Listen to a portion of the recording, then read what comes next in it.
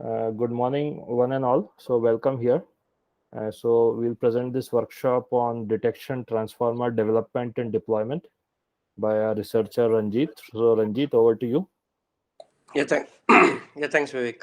Hi, everyone. This is Ranjith Muralidharan. I'm the AS researcher in CellStrat.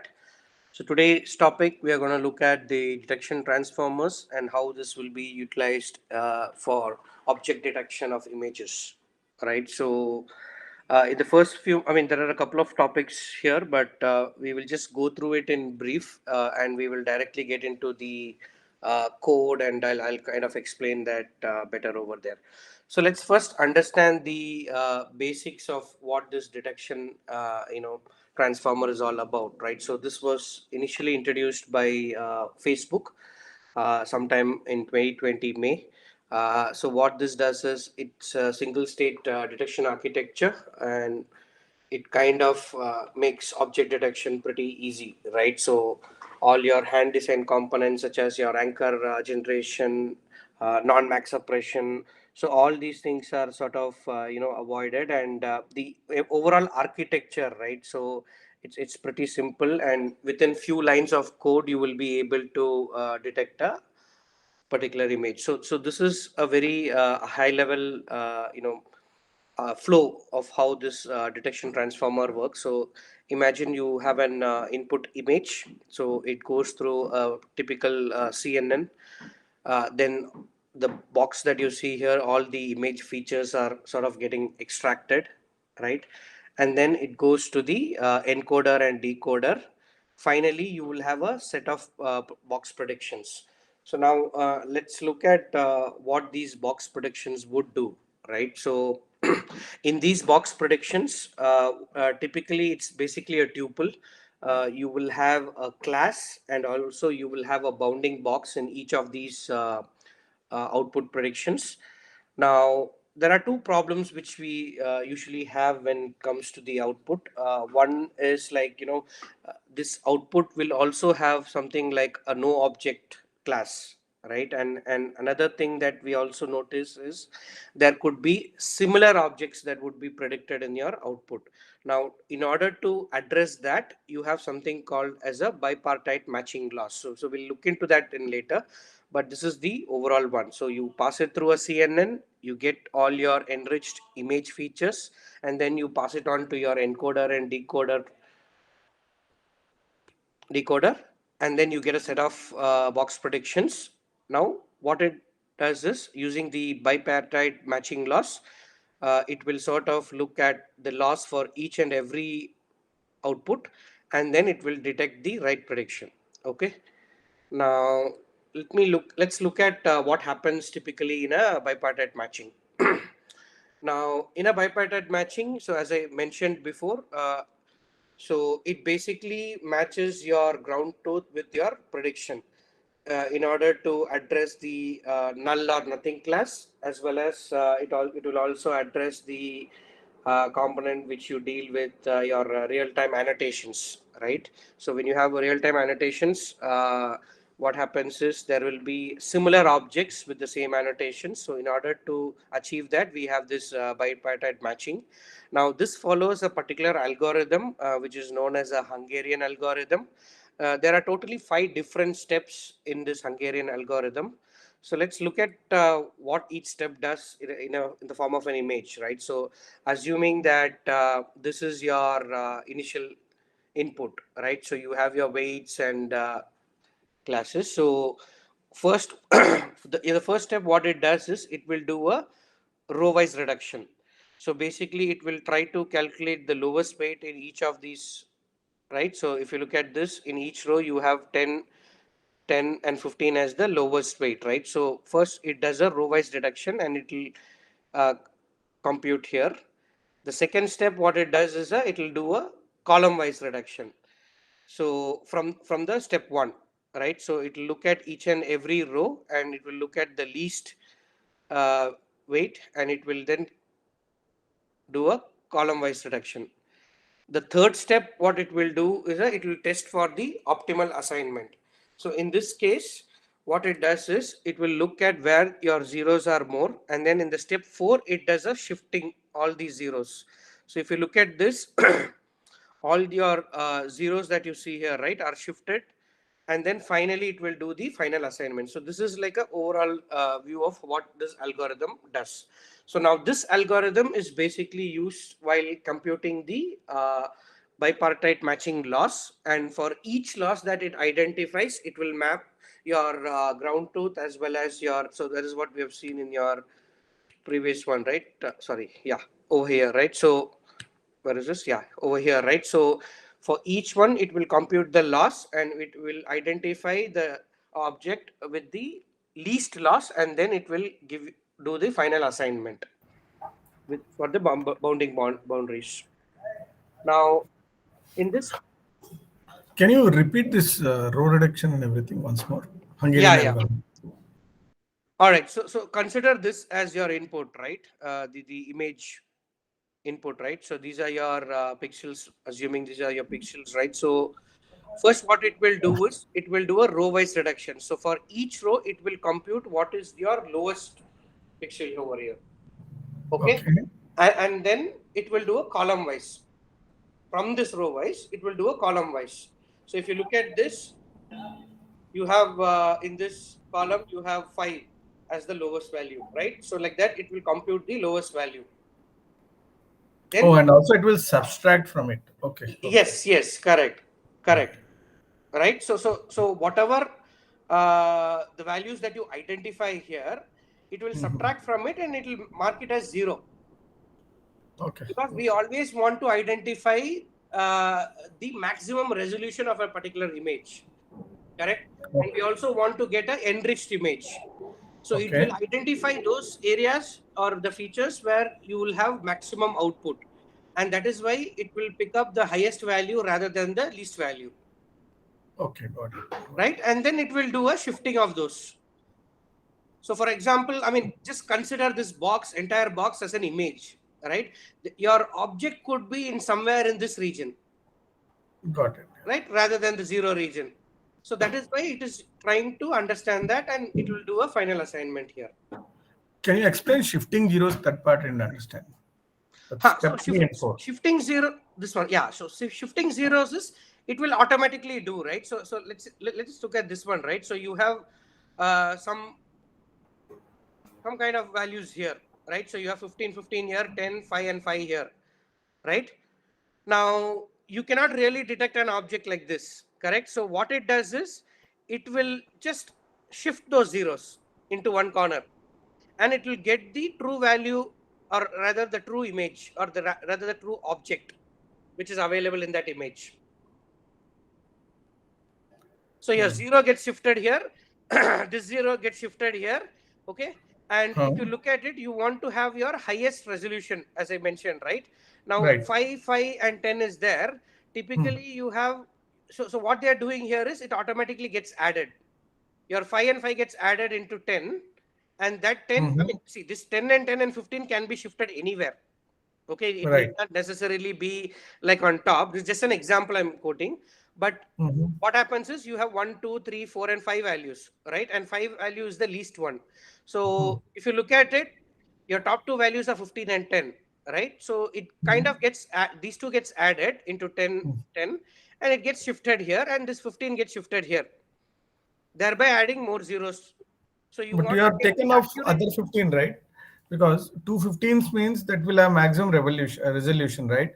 correct, You are correct. reducing 115 then, but and reduce it to 10 now instead of 15 there.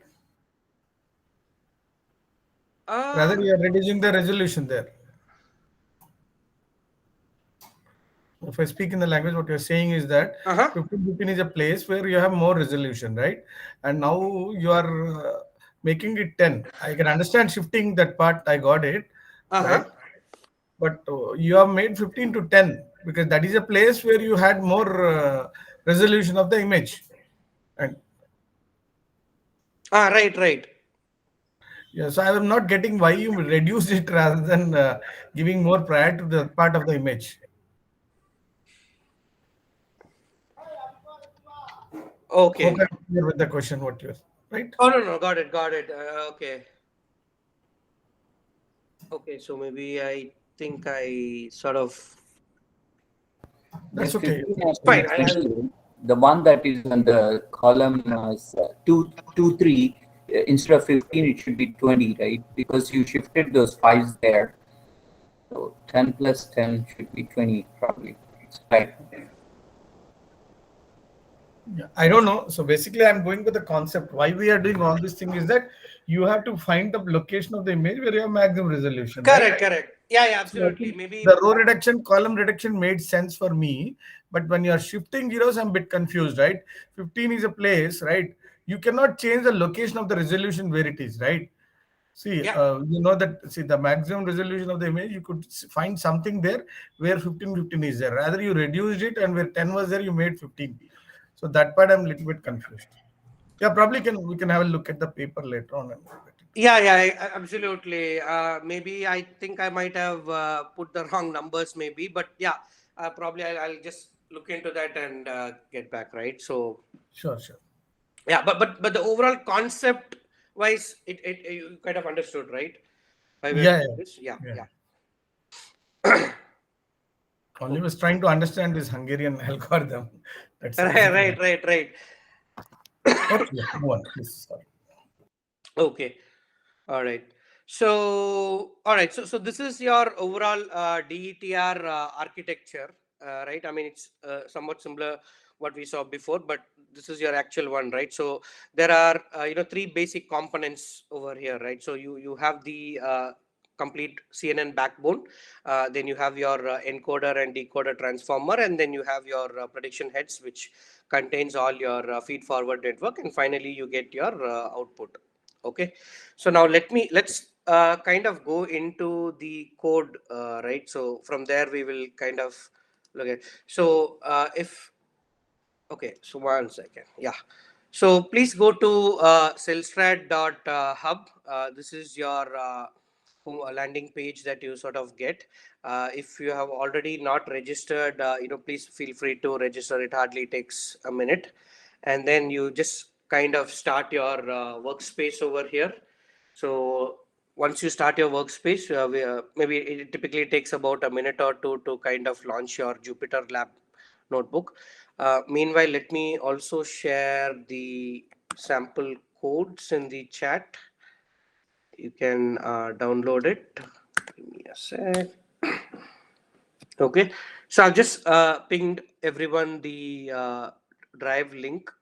So please go here and download. So there is a zip folder by the name of DTR_code. Please download it in your local because this is what we will be using for today's demo. Okay. All right. So anyway, meanwhile, this kind of starts. Let's kind of look at a couple of things, right? So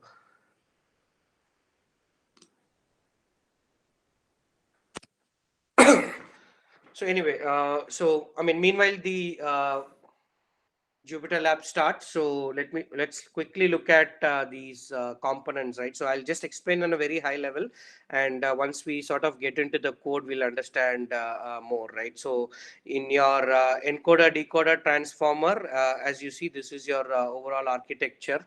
So you have your encoder here, where your image, all your image features are getting into. So there is something called as a multi-head self-attention. So this is where your features are getting fed into. Now once it is fed into that, it passes through a feed forward network. So this is where it this is where it sort of predicts whether a particular object has a boundary classes or whether it is a no object. Okay, and then finally it gets to your decoder. Okay, so this is just a high level architecture. Now you also have some, as I mentioned before, you have something called as a multi-headed attention, right? So this is basically one of the key concepts also called as a self-attention, right? So this is similar to your NLP transformers, wherein it will kind of create a particular thing called as a query, key, and score, right? And if you see this, right, your query, key, and value.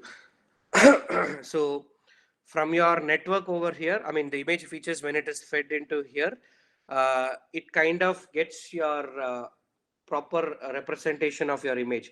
So we always wanted a high resolution of the image, right? So that is what is getting computed over here, and then it is passed to the next layer, right? So your enriched image is what is getting passed from one layer to another layer. So you have a concept called multi-headed attention.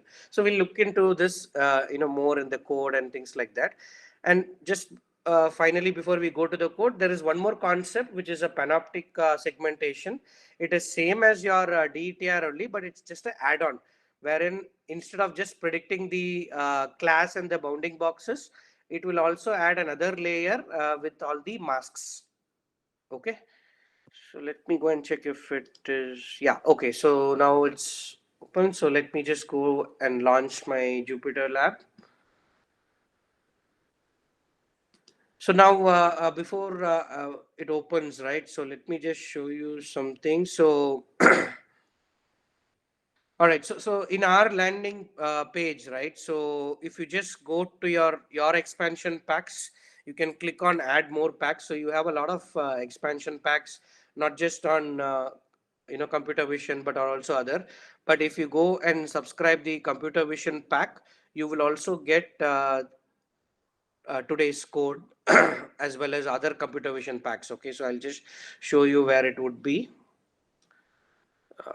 Okay, so once you log in, so if you see on the left hand side, right, there is a folder called packs. So when you go here, as and when you subscribe each and every pack from here, it would be visible here. Now there is a folder called computer vision. So when you go there, okay, so these are the different modules that are available within the pack. And so what we are seeing today is your module 2, right? So end-to-end object detection using DTR. So once you go inside that, you will have all the codes. So post the session, when you are free to kind of explore, you may well and explore this. But for now, I have already shared this file, right? So DTR underscore code.zip file. So you just drag and drop into your Jupyter lab. So it's just getting so okay, so it's just added. Right now what you can do is right click and extract archive. So please follow as I'm going, and if you have any quick questions, if you're not able to access this, please feel free to put it in the chat. So this is the code that you have after extracting. So let's go through the code, right? So there are 3 different codes. The first one is what we will be going through in today's session. The second one is a test pack, which you can just go and deploy on your own. The last one is the panoptic, which I just showed, right? So we'll also see how the output of that panoptic segmentation looks like. Okay. So has everyone opened this one? Any questions or anywhere that you're stuck so far in terms of? So maybe let me just show that again. So in your homepage, just start your workshop. Once it starts, go to launch Jupyter Lab. It will open this window. So I have already shared a zip file through Google Drive in the chat. So I've just downloaded here and just I'm dragging and dropping into the Jupyter Lab, right? And then I just right click. There is an option called extract archive.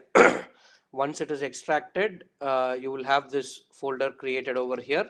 Within that, you will have 3 different codes. So has everyone done this? Yeah, I am sharing instructions on chat couple of times. So if anybody has any questions, do ask, please. This code will run in CellStrat. So go ahead and open your hub account, or if not created, create one, and you can upload this this code there, the zip file. You'll be running the whole project there. Actually, when I'm trying to register, it says already exists, but when I try to log in, it is not allowing me to log in. Just do forget password. Yeah, forget password also I tried actually. Okay, so can you please send us your email by chat? We can delete your account so you can recreate it. Okay. Thank you. Send us your Email ID, right? yes, email ID. There's nothing you want to save from there, right? We can go ahead and delete your account. Yes, yes, yes. Okay.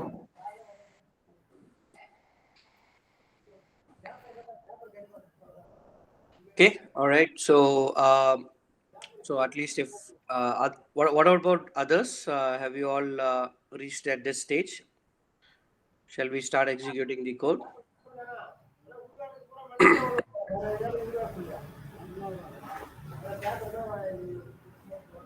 All right. So let's look into the code, right? So I've opened this one, the Dtr Demo Master.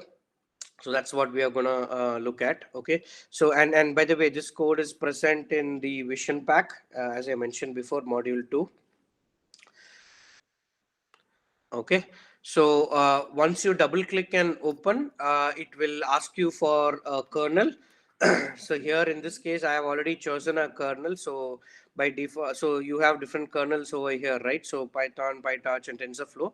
So this code, we are running it on PyTorch 1.9. So it would be by default selected. If not, if it is asking for a kernel, please select PyTorch. Okay. So let's kind of execute one by one. So the first one are all your import statements and all. So just executing that. Okay. So you have imported pill, torch, and also here we are going to use a ResNet 50 model. So as I mentioned before, it uses your in your first phase, right? It uses your CNN model, right? So here we are going to use ResNet 50. I mean, you may also want to use any other model, so not a problem. And then and the second part is like, we are defining the classes. So here we are using a Cocoa data set because it's typically trained on a lot of images and a very high resolution 5K images, right? So as an example, we are gonna use that. So we have defined the classes. Now here, what we are trying to do is we are trying to do a normalization. So that is your transform function.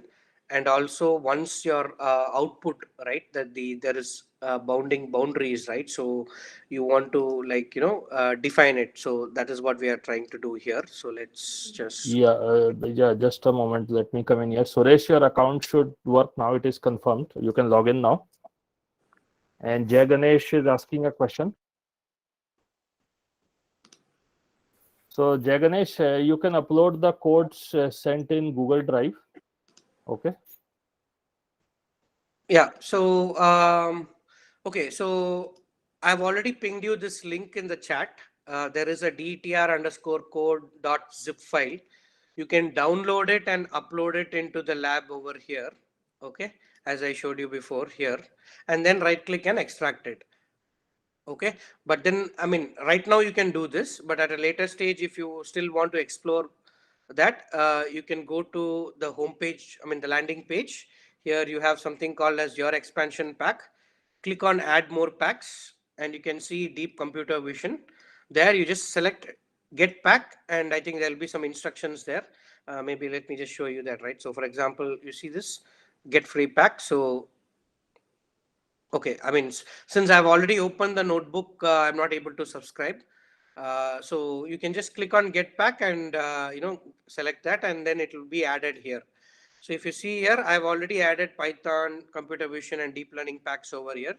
So whatever you subscribe, right, that will be shown here. I hope that answers your question. Any other question? No. Okay. All right. So let me go back. Right. So okay. So okay, let's just again quickly look at it, right? So we've used the import functions, we have defined the classes, right? And then we are doing an image normalization over here. So this set of code is basically a function to plot your output results. So I'm just going and running here. Okay. All right. So this is where we kind of start, right? So in this example, what we are trying to do is there is already the Facebook, as I mentioned, right? Facebook is the one who started this. So they already have created a couple of predefined models that are already available. Yeah, I think, yeah, Ranjit, we can slow down. Many new people have joined. So they are trying to catch up, I guess. Oh, okay. So and everybody is able to reach here, or somebody has questions how to reach to this point?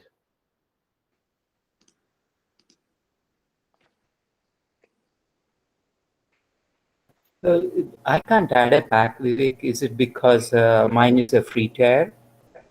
No, pack addition is allowed, right? Packs are all free. So what error are you getting, Sudesh?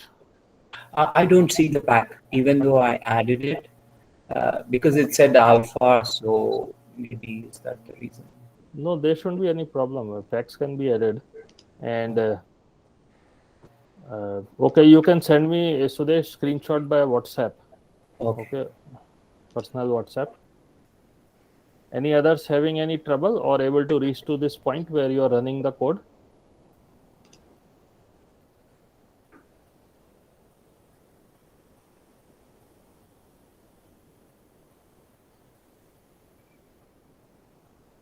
No, after starting Jupyter instance, you cannot add pack.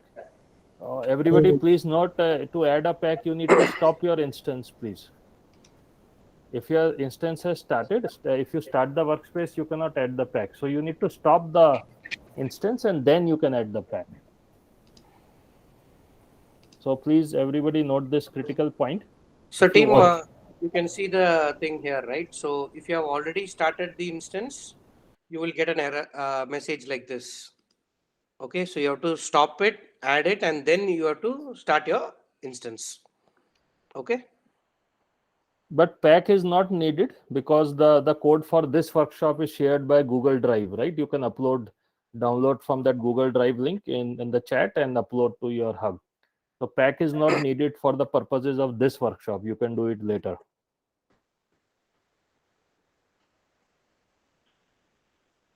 Anybody else having any questions or trouble?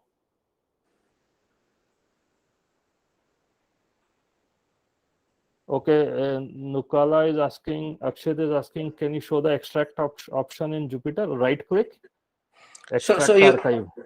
Yeah. So I hope you can see the screen, right? So there's a zip file, you just right click, you have an option here, extract archive.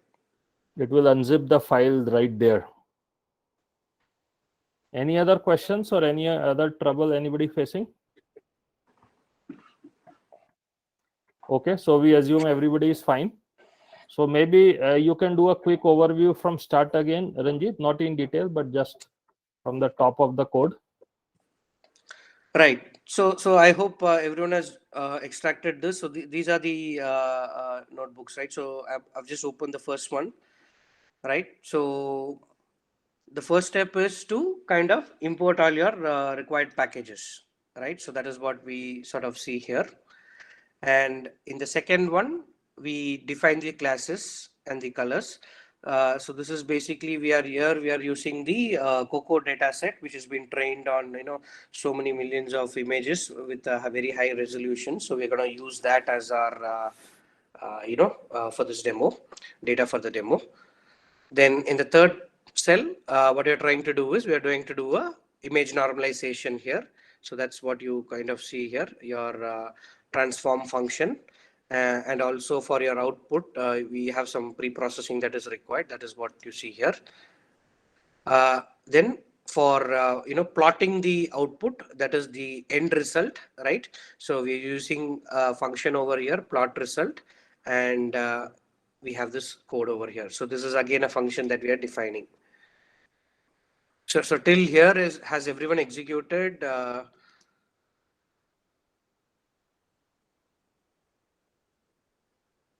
Right? If there are nothing, then I think let's quickly move on. So, all right. So till here what we have so far done is just defined everything, right? Now this is where we are going to use our model, right? So as I mentioned before, so Facebook last year they introduced this DTR concept, right? So they have already trained multiple models. So the backbone of this DETR is your CNN model. So here in this example, we are going to use a DETR ResNet 50 model that you sort of see here. Okay, so you can use torch.hub.load function. So what basically this does is kind of goes to this Facebook research that there is a GitHub, right? So from there it directly loads all your model, this particular model from there, and I've just marked pre-trained as true. So we're going to use an existing pre-trained model. So that is what I'm doing here. So let me just run this. So you see this, so it goes to this particular GitHub and downloads it. So it'll take about some time. So there you go.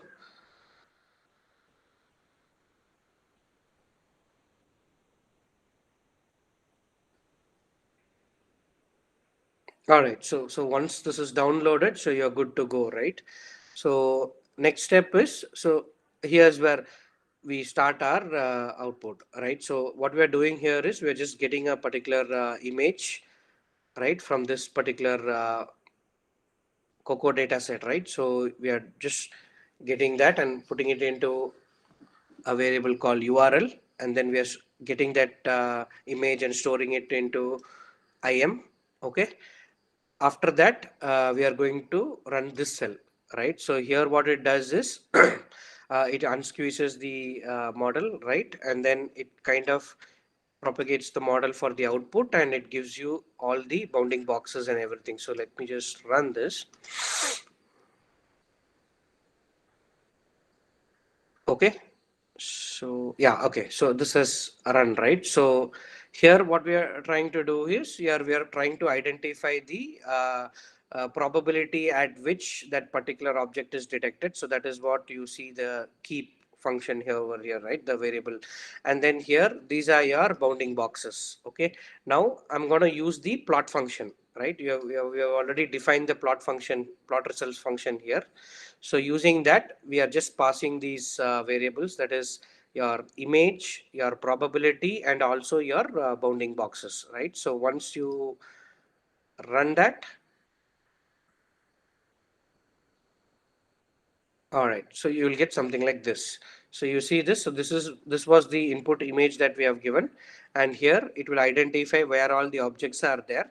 And since we are using this DTR ResNet 50 model, which is already a pre-trained model, it already has the list of classes and everything, right? So based on the existing pre-trained model, it will sort of give you whether it is a cat, it shows a couch, and all those things, right? So a remote and so on.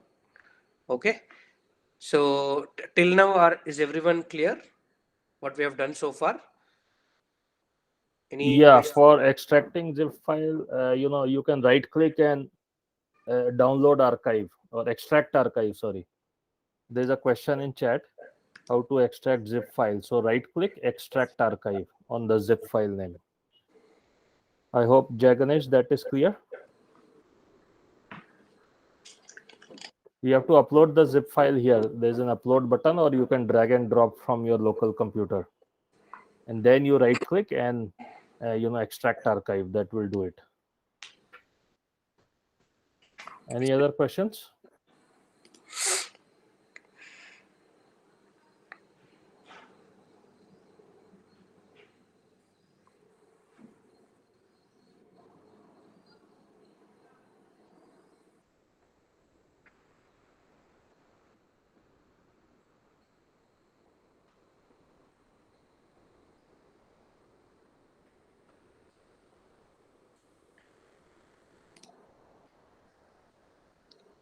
All right, if there are no questions, so let me do one thing, right? So,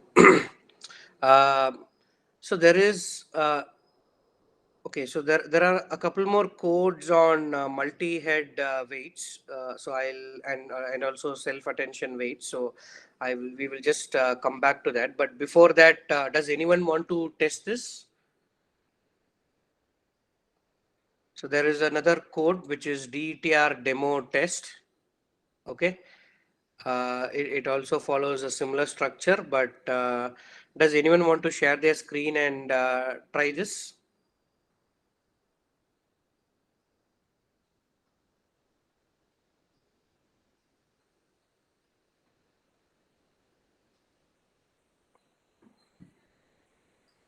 Am I audible?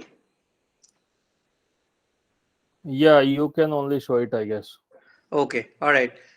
So let's look at this one. So say same thing, right? So we're just importing the packages, and then we are defining the classes, and then we use the standard normalization. Here, we are using a function called detect. This is again just to, I mean, you can give any different functions, right? So it doesn't matter. And then plot result. Okay, so here, if you look at this, what I'm doing is instead of ResNet 50, I'm using a ResNet 101 as the backbone. Okay, so the same concept, right? So just downloading that.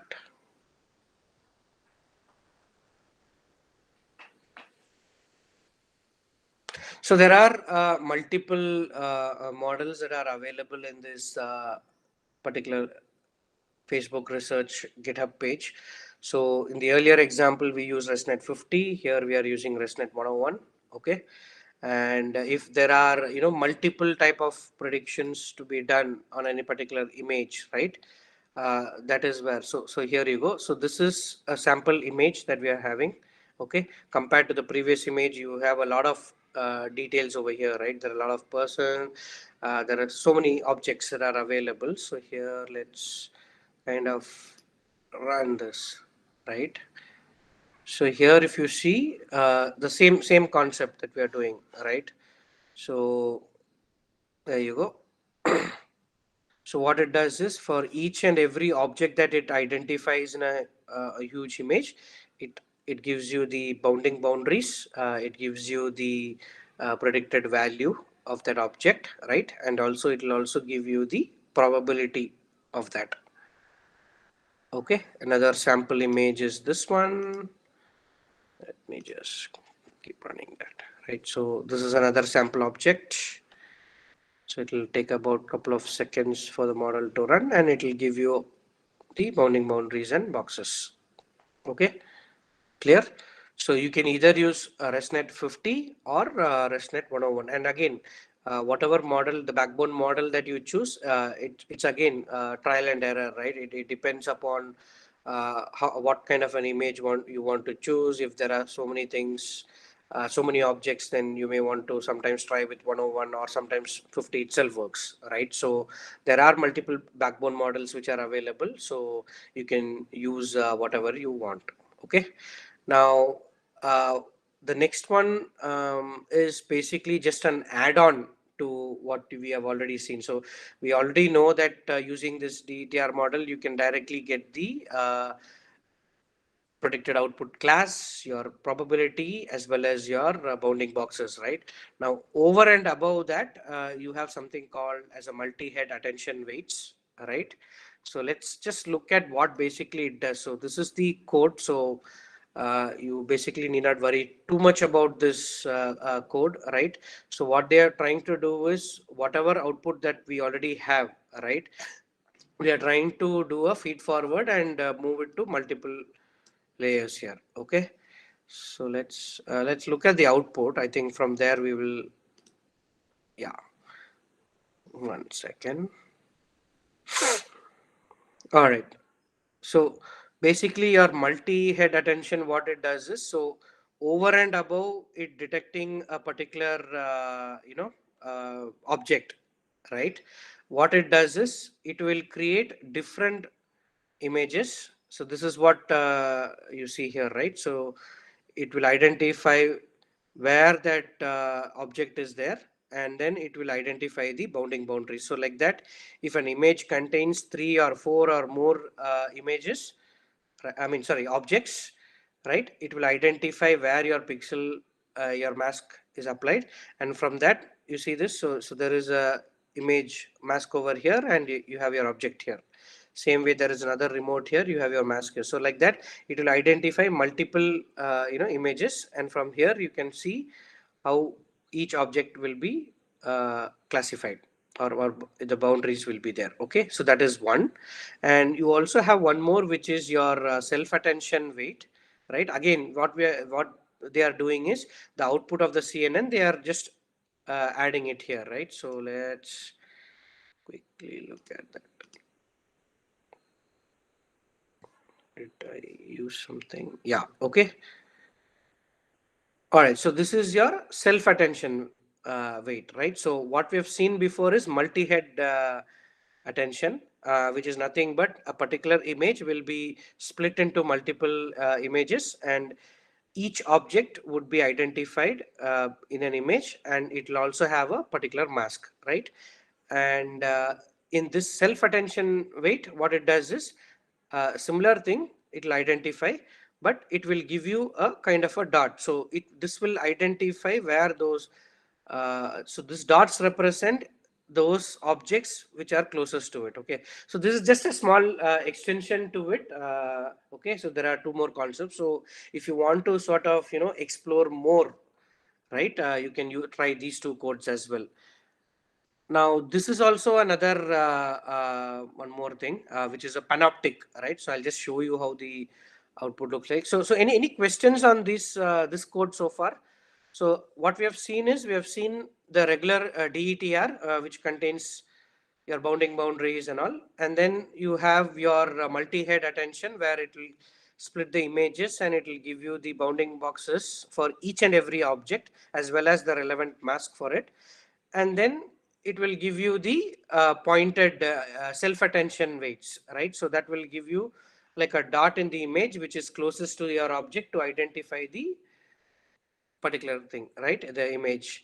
And then you have your panoptic, right? So for panoptic, it's slightly different. You might have to, download a particular, install a particular this thing here. So let's just install that. The rest of the code remains almost similar. Okay. So only thing is for panoptic, you just need an API. So what I'm going to do is I'm just going to install this. So it is installed. So I'm going to restart this kernel. It says restart kernel, right? Okay, and then your rest of your code will remain almost similar. So your import packages.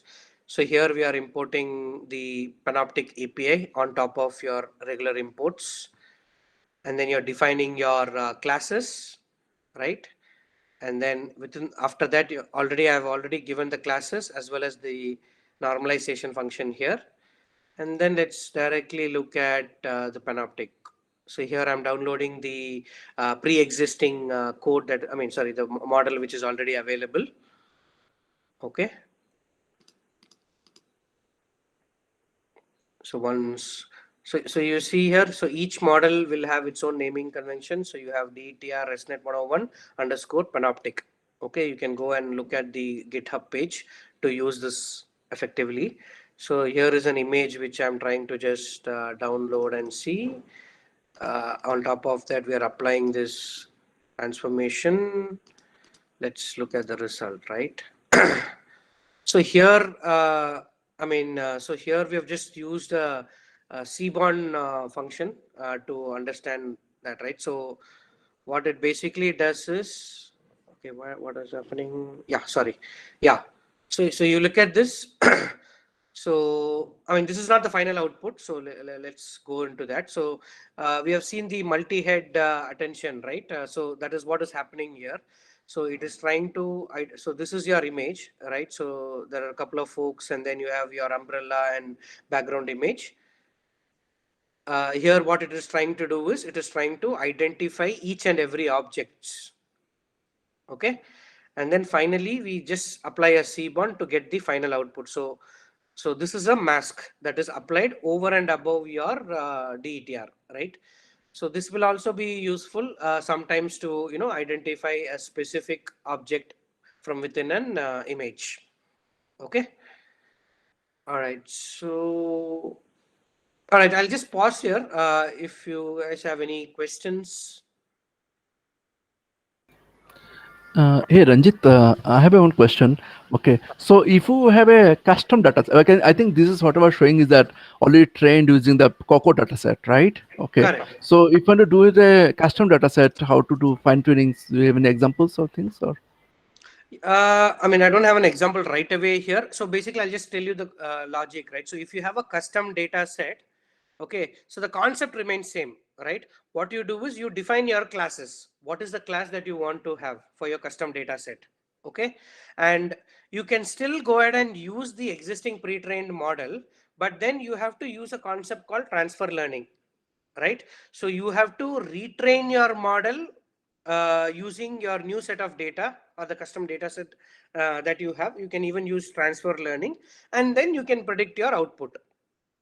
So there is a training step that will be involved here over and top of this code. So does it give you like layer weights where you can, intercept the last layer and retrain the last 1 or 2 layers with your custom data set, or this DTR does not give you layer weights? This will give layer weights. So we can intercept the last layer and retrain it with custom data set. Yes, correct. So for Okay. example, in this, we spoke about this, 1 second, where is that? Yeah, so we have this multi-head attention weights, which as an example we saw here, right? So this basically uses that only. So from your output of your previous run that I did, it adds an additional few layers over here, okay, some convolutional features and weights, and then you can detect your further layer. That is what is happening here. So same thing you can do here also. I mean, there are multiple ways, but you can choose which one is the easiest. You can either use the existing one and then you add more layers and then fine tune it, or you can also use the existing model and do a transfer learning and retrain your entire custom data set. Okay, thanks, Ranjit. Just one follow-up question. Okay, so sometimes this custom data set, right, I might not have balanced classes, right? Okay, if it's unbalanced class, is there any way to tune that? How to normalize?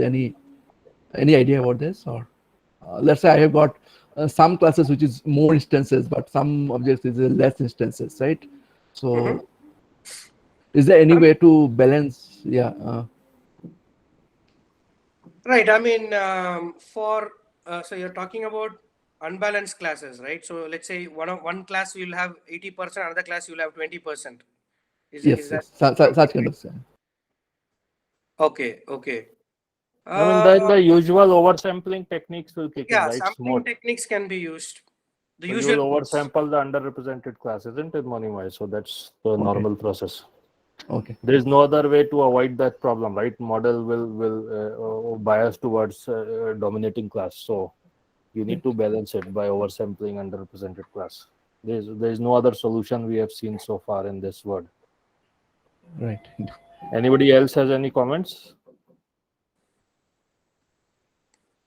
So we have to balance by oversampling or undersampling. You generate artificial data, right? So those are the only techniques we know so far.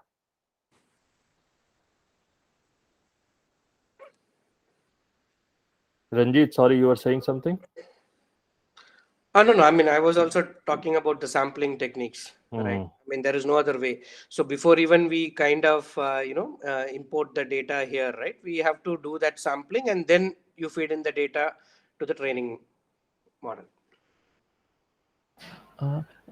Just one question about this inside the multi-head attention. Okay, so in case of NLP, right, we actually the embeddings are divided into multiple heads and do it, right? Is the same technique in vision also? That, Same. Okay. Same concept. So whatever you have seen in NLP, it is a similar concept. Okay, thanks.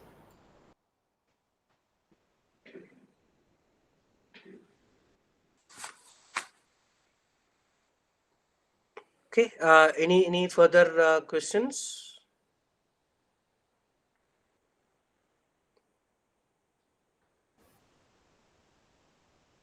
So first one was segmentation, right, or classification. Third was segmentation.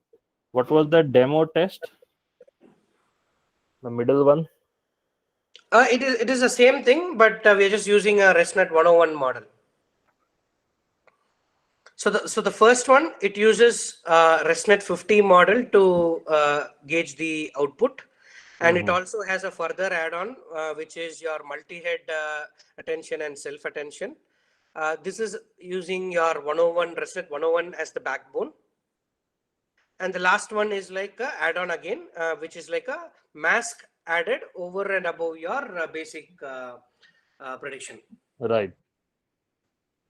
So this code is part of the Vision Pack, Ranjit, or you didn't find all this code in Vision Pack? No, this is there in Vision Pack. The Panoptic one, and I mean, this is anyways a demo. I just replaced the backbone with a new 101 code. So it's almost same. So you will find the first code in the Vision Pack.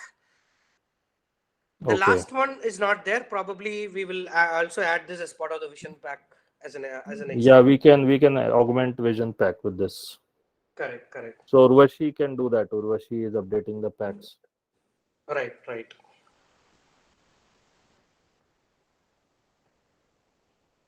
Okay, so what next, Ranjit?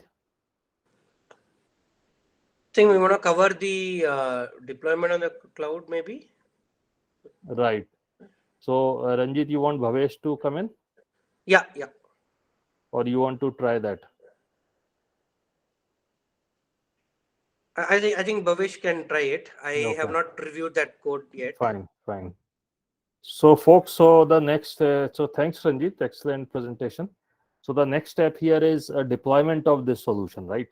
So that is the next critical step. One is development, second is deployment. So here we have a deployment capability in CellStrathub, and it will deploy as a Docker image with an API endpoint.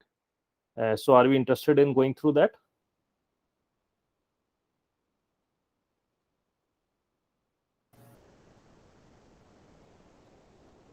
Well, okay, sounds good. So Bhavesh, over to you. You want to show how to deploy this as an API, and maybe have folks run that on their server? Yeah, sure. Just give me a second here.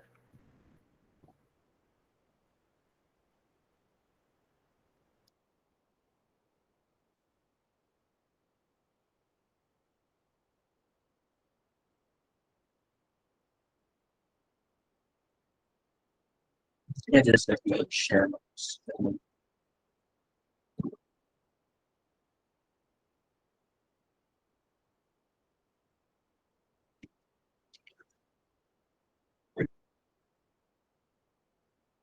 Yeah, is my screen visible?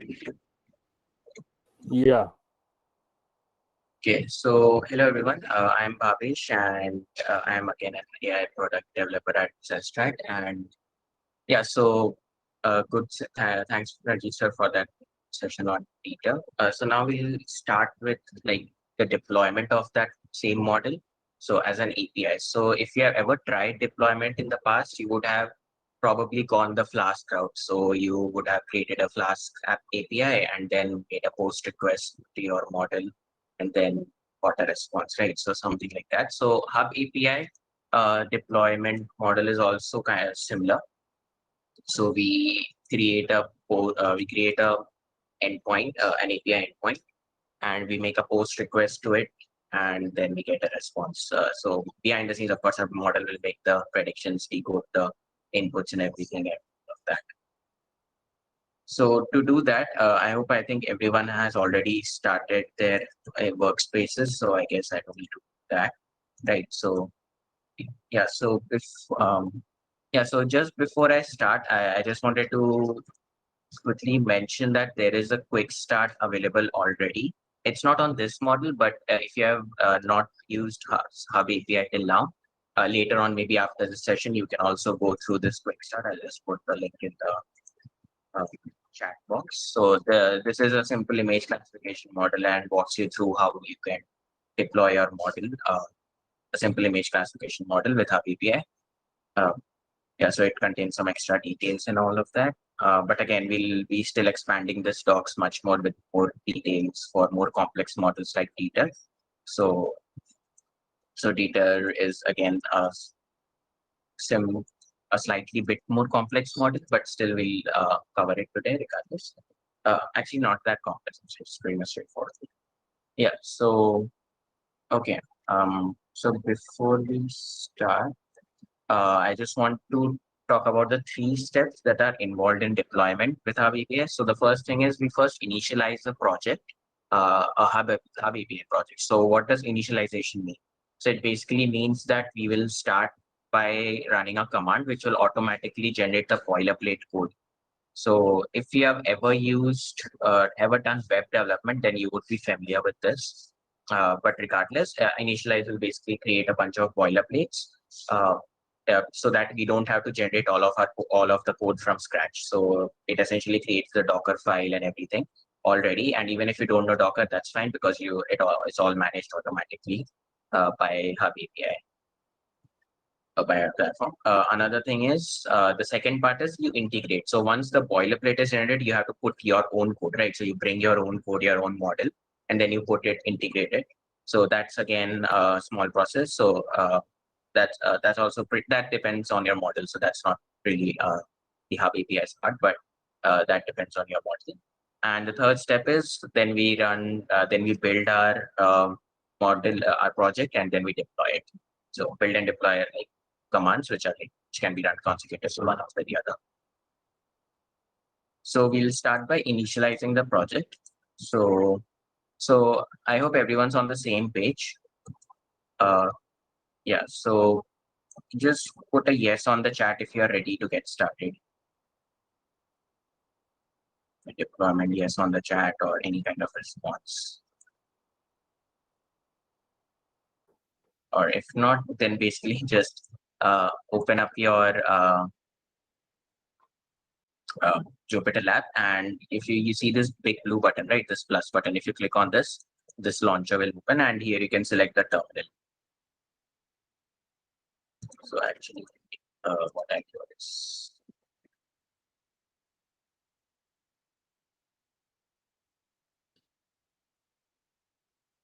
so you can select this terminal, but before that, let me just share you the link for the source code for this deployment. So I put on the chat. So there's a zip file that you can download it with that link. Download that. So and then upload it to your Jupyter Lab. So you can just drag and drop it. So for me, I'll just create another folder. Okay. So just click on this link, and it will download a zip, and then you can just drag and drop the zip in here.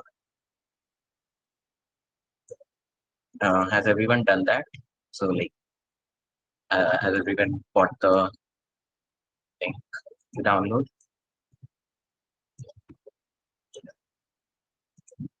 Shall we extract it? Yeah, definitely. Yeah. So once you drop it here, you can just right click it and click on extract archive to extract the base, the code for this deployment. Also, you can use this refresh if it's not.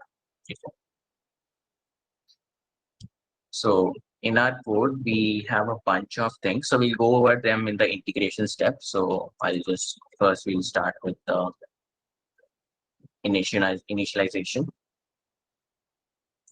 Okay, so the first step is just click on this big blue launcher button and click on this terminal. And if you click on this terminal, you can it will look like this. And you can inside Photoshop. So I'll just go inside your folder if you want to. But in any case, you can just run Hub and just press enter. And there you will see that Hub is basically a command line tool that works in this workspace where we can basically deploy our models. So this is basically a help message on that or the usage. And then there are 5 different commands that are available. So if I do hub init and do --help. So if I do hub init and put helps after any command, I can get like the help message and the usage option and sort of details about a particular command. But yeah, so this is just some general information about it. But anyway, so the first command is again, I guess you might have guessed, the initialization command is init. So we just do hub init space and give our project a name. So in this case, we can write DTR. So you can also write the same, or if you want something else, that's up to you. But you can just do hub init and the name of your project or the name of your API. So this will be your unique name across your account. So you can just do that. And it should basically say project initialization at /DTR complete. And on the left, if you see in your file manager here, you will see there is a new folder called DTR, which was created because our project name is DTR, right? Has everyone run this first command? Or should I wait? For me, the DTR folder didn't get created. Not sure why. You can click on this refresh file list tool. I did it. I did hub init DTR, right? That was a command. But DTR is not created. I'm refreshing it. Check if you're in the right path. Here, like check this path and where it's created. Oh, I should be in the deployment folder. Okay, got it. I think I understand. You can be in any folder. It's up to you, but you just check in which folder you are. This was I ran it in a different folder, so it created DTR in that folder. I can move that folder to deployment folder, right? Yeah, that's up to you. However you want to manage the. Okay, now I see it. Yes. Okay, so I hope everyone was able to run the first command, the hub init DTR command. Now, if you go inside this folder, there are a few things. So I'll just walk you through all the auto-generated files that are here. So there are two folders, model and source, so SRC source. And then there's a Docker file and there's a hub config JSON file. So the Docker file is basically the Docker definition of our image. So this is not relevant. You don't need to change anything. It's auto-generated. You can directly use it as it is. But just for your own knowledge, if you know Docker and you want to have any other extra customizations, you would know how to do it if you know Docker. But in general, you don't have to change anything. You can just keep it as it is. And then again, hub config is again, you don't need to change anything. You can keep it as it is. It would have some extra information about you, about the project. But you can, you can use the versioning if you want to have a different version of your project or anything. For that, you can change the version here. But apart from that, we'll have two other folders, the model folder and the source folder. The model folder is empty. Okay, so it's just an empty folder, but any of our model files or model weights, any of that will basically go in this folder. So this will be the place where we will put all of our large files, large model files, weights, all of that. So that will be so currently this is empty because this is just the initialization. We are not integrated our models or code anything. The next folder is the source folder. In source folder, again, you can see three auto-generated files. So one is the requirements.txt. So if you have worked with Python before, you would know that this is a file which is used to specify dependencies. So in our case, we would be using PyTorch, right? So we'll define torch here, and because it's we are also probably using torch vision, so we can specify torch vision as well. So I'll come to this exact libraries that's needed here in a bit, but yeah, you can specify your list of libraries that are required for your code to run. And then there is the main.py. So main.py is the actual in this main.py there is a function called handler. So this is the actual function that gets executed when this is your API endpoint function. So your input comes under event, so it's accessible under event inputs, and then you put your predict function here or something. So basically, output variable something, and then that output gets sent over as a response. So this is the main function, and you can import your predict function and everything here. Yeah. So this is the I'll come into more detail on main.py about it in a bit. Apart from that, the last is utils.py. So this is just a general utility file. If you want to add your own utilities, or you can add it here. By default, there's a convert base64 to image utility. So this is to convert, because when we send anything over an API, we can't send just a file. We encode our file as a base64 string. So base64 is a bytes format, and then we convert it into string, and then we send it over the API. And then because when we receive our input, when our model receives the input, it can't process bytes, right? It has to be converted either into a NumPy array if you're using TensorFlow, or in a pillow image if you're using PyTorch. So for both those cases, you can use this utility function. So NumPy would return. So just curious, Ramesh, this base64 conversion will preserve the exact resolution of the file? Yeah, everything is as it is. preserved. Okay. Yeah, in fact, this base64 encoding works for almost all files, not just images, but in general for No, because if any you file. because the thing is, image could be high-res image, right? So it should Yeah, so preserve that its will original, yeah, resolution precisely. yeah, everything is preserved, so it's your Okay. original image. Okay. Yeah, and if you so in this return type, you have two options: either NumPy or Pillow. Pillow if you PyTorch, usually you use Pillow, or if you are using TensorFlow, it's NumPy. So this is just utility to do that. So just before we start integrating our code, let me just explain you what that how the request and response process happens. So the API request is we make a post request. So we make a API post request. So if you have ever worked with APIs, you would in REST protocol, there are many different kinds of methods like get, post, put, so on. So the post is basically request and response. So you send some data and you get some data in return. So it's like a two-way communication between the client and the server. So in our request, so this is our client, we will send our service ID is essentially our project name. So we named it DTR. So here also you can see DTR. And your input is basically whatever input you have, as long as it is JSON encodable. So you might have used this JSON.dumps or loads function, which is used to convert a dictionary or a list or any of the Python objects into a string. And a JSON encodable string. So this is a universal thing. It can be used in web development as well. So in web development, I think it is JSON.parse and JSON-fi something. And in Flask also, you might have used JSON-fi. So it's a fairly standard API thing.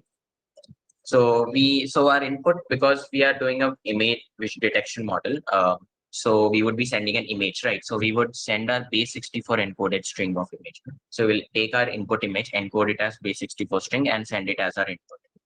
So that becomes our request. Now that request reaches our handler function in main.py. So I think I previously mentioned that this is the, in main.py, there's a function called handler, which will basically which will basically receive the input, and then which you will put your output here and then give out the output basically, right? So in this handler function, what we'll do is we'll first convert our base64 image to Pillow. So using that utility that I already mentioned. So we had our utility here, right? So convert base64 to image. So we'll specify Pillow here and convert it. So now that is ready for PyTorch to basically make a prediction. We will use our model to perform the detection. And then we will also, apart from, so we can perform the detection, we'll get the outputs, that we'll get the bounding boxes, the classes, and the probabilities. So we can directly give the final output, but just so we can also view the final image as well. So that from the server side itself, we can also use matplotlib to plot those boxes on the image and then encode it as base64 and send it to the output. I don't know if it was confusing. Let me just go over it again. So our request will basically contain our base64 image, so which reaches our main.py, our handler function in main.py script. We will convert that image back to Pillow. We will perform our prediction and whatever. And we'll also plot our boxes with matplotlib. And then now, because again, if we are sending an input as base64, our outputs should, and if we are sending again an image as an output, our output should also be in base64, right? So that's why we'll encode our matplotlib image, save it, and encode it as base64 again, and send it along the output. So our output would basically look like this. We'll probably create a dictionary of sorts in our output. We'll have one key called results, and we can put a list, right? Probability, object, label, bounding box, and so on. And then we'll also have a key called image, which will be like an image representation of everything already marked image. So like we can do this on the client side as well, but still, just so you know how to send back images as well, because if not for this model, there may be some other like a autoencoder model or a GAN model where you want to send the generated image. So this will still be useful for you on how to do that. Yeah, so we'll take our final output, and that final output is basically in our API response. We have two keys again, invocation ID and output. Output will basically contain our this dictionary. So this dictionary that that we have here will be put in this output place, and then there's also an associated invocation ID. That's just for your future reference, not anything to worry about it as such. But yeah, but this is the general workflow of how we will be integrating them. So yeah, so this is, I hope this part is clear. If you have any questions, feel free to ask them. And anyway, when we are doing the actual code, I guess it will be clear. Okay, no questions, I guess. Okay, so yeah, so let's start integration. So I guess we have done step 1 already, that is initialize. Now we'll do integration. Does anyone have a question? I thought as some.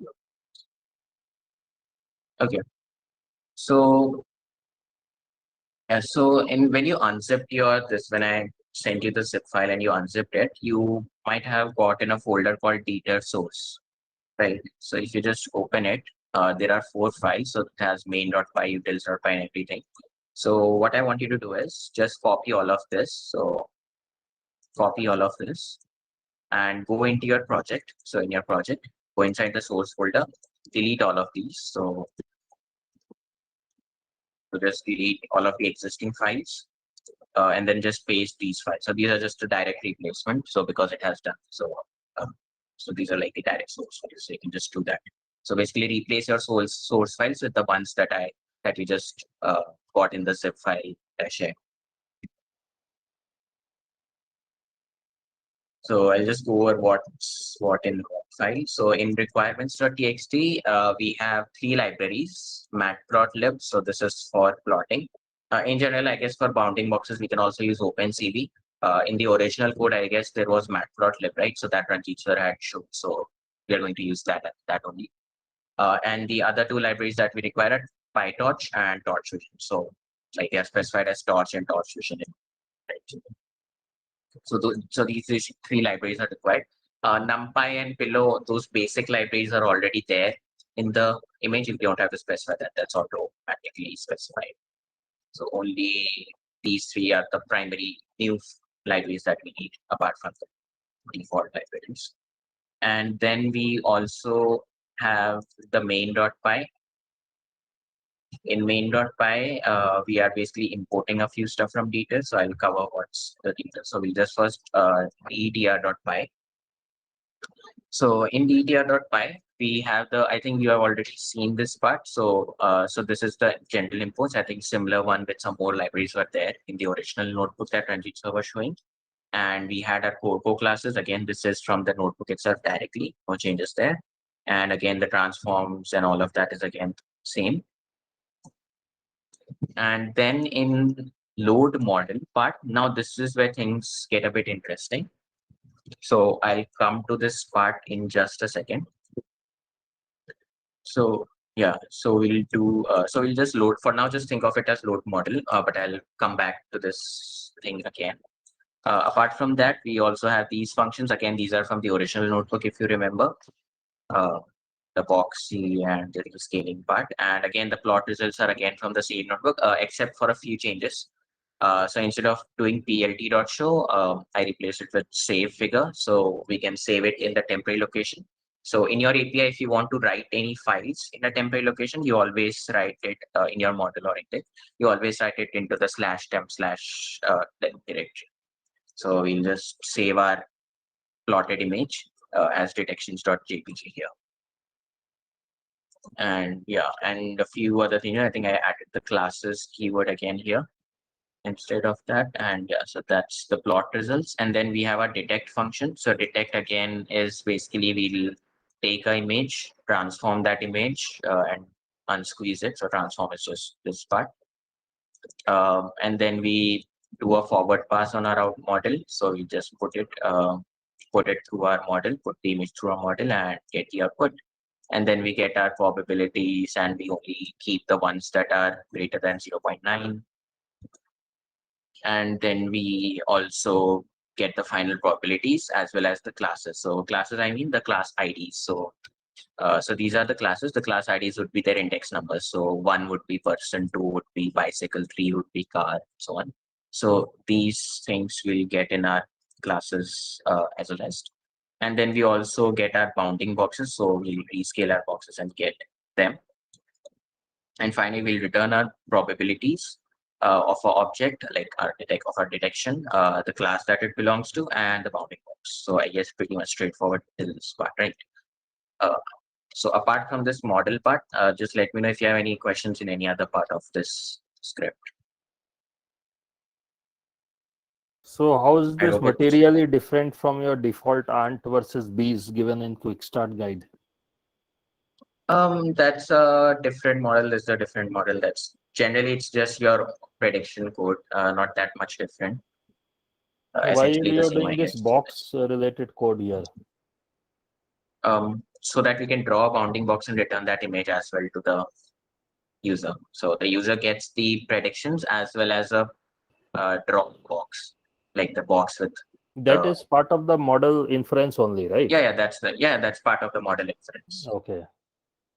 So everything here is from the original notebook. If you compare the notebook that Ranjith sir was showing and this script, you would find a lot of similarities. Essentially, just took the code from there and just put it into a .py script instead. That's it. So you took the inference portions of the code and put it here. Yes. So we only need the inference, right? So, and so I'll come to this part right now. So in your, when you unzip this, you might have found a script called Dtr to torch script. So I just wanted to open that up. So it's this Dtr to torch script.py. So like from our zip file that you usually downloaded and uploaded. And you will find 4 lines of code here, more like 3, I guess. So the first is the import torch. And this is, so in your original, Ranjith sir's original hub notebook, we were loading the pre-trained model from TorchHub like this, right? We did model is equal to TorchHub upload. We specified the GitHub repo like Facebook, we searched DTR. We specified our variant of the model and we set pre-trained is equal to true so that we can get our pre-trained weights, right? So this is, now the problem with this is we cannot directly load a model like this in our prediction code because firstly, this is for development because when you run this code, it actually downloads the GitHub repo, the official Facebook research GitHub repo where the source code for Dtr is there. It will then download the weights for it from their own servers and then use it. But our API that we are, but our deployment API. So when we deploy our API, our code doesn't have access to the internet. We cannot download things from the internet. And also, even if it had, it's not a good way to deploy a model. The best way is that you have all your dependencies and everything offline, like without needing to get something from the internet, because that's how production models work, right? You cannot always keep downloading models whenever you make a invocation call. So that would be that would become too slow. So and also in general, if you have used TensorFlow a lot, then you would be familiar with the .pb file. So .pb file is a protocol buffer file, which is basically like a inference file. It's not used for training, but it's used for inference only. So similarly in PyTorch, there is something called torch script. So torch script is a serializable format for your models where you can statically like compile your model into a computation graph. So computation graph is like a graph which has all the computations required in our model. So that includes adding, dividing, everything, all of that raw computations. And you just use it for inference. So it's not used for back propagation or training anything, but it's used only for production and deployment and for inference essentially. So what we can do is, before deploying, what we do is we take our model, a normal model, we download it from the internet because at least our workspace has access to internet, right? So we can do that in our development. So in our development part, we download it from the internet, we get our model. And then we run something called torch.git.trace. So GIT is called stands for just in time or just in time compilation or something.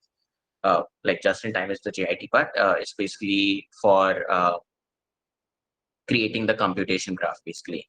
So the trace method, what it does is you send some sample input to the model to your model. So this is your model. We put our model as the first argument and we send some sample input. So some dummy input. So, and we also set strict is equal to false for now. The reason is that when you, okay, for now you can just think of it as strict as false has to be set for any of the data structures that are not standard data structures. So if you have named tuples or order dictionaries, which is usually the case for all models, we do set that so that it can ignore that part. Anyway, yeah, so what happens is when we have some random input and we pass it through the model, what it will do is it will keep track of all the computations that are happening as this input is going through the model and trace it up and create a computation graph from it, a static computation graph. In TensorFlow, it's a static computation graph, if you remember, but in PyTorch, everything is dynamic, right? Everything is interpreted. Even though TensorFlow now has eager mode, under the hood, it's still a static graph. And I think that's like the main difference between the two libraries. So that's why that's why we send some dummy input, because it's a dynamic model, right? So PyTorch, some dummy input so that we can convert it into a static computation graph. Yeah, so essentially, yeah, so we do that and we get our graph. So this is basically our model sort of thing. You can think of this as our model, a static model, that dot script model actually. And then you can do dot save and save it as dot pth file or something. So now the advantage to this is you are not just saving the weights, but also your model definition. If you have ever worked with saved a PyTorch model, you also need a model definition, which is your model class. And that's actually annoying because then it becomes extra code. In TensorFlow, that's not the case because it's already by default, it's a static graph. So your model definition and the weights all are stored in the H5 file. So in Keras, we have the H5 file, right, or HDF5 file. So it includes both the weights and your structure of your model. But that doesn't happen in PyTorch by default unless we use dot script, which will create that. So now we will have this file and this will load a model. So with this, we can basically load our model without having to have it's like a complete package of our model. The weights and the model definition, everything together in this .pth file. So yeah, so the line of code are very small. It's just 2 lines of code, but it's just the explanation of what's happening behind the scenes. So Bhavesh, we can generalize any pre-trained model with this schema for deployment here. Yes. So in general, even in the quick start, we used the model definition, right? So I think we had the ResNet model that we are loading from Torch Vision. But if we had done this JIT on that, then even that is not required. We can directly use the model file, which will contain the definition as well as the weights. I mean, are there any situations left after this which we are not covering for PyTorch for deployment of Edge API? Yes. So in JIT, there are 2 modes. There's a script mode and a trace mode. So we are using the trace mode. Trace mode is when you send a sample input and it calculates and it makes the prediction on the model, and it keeps track of what all computations are happening. But the problem with this is this will not cover cases if you have control structures in your model. So by control structures, I mean if you have if statement in your model. So usually we don't, but if you have any if statement or for loops inside your model, in your model itself, you have if conditionals and all of that, then this would miss that part. So because it will only cover because you can only send one input, it will only cover one of those situations. So for that, we use the dot script mode actually. So dot script mode will actually take all of your code itself. It will include conditionals as well and then compile it.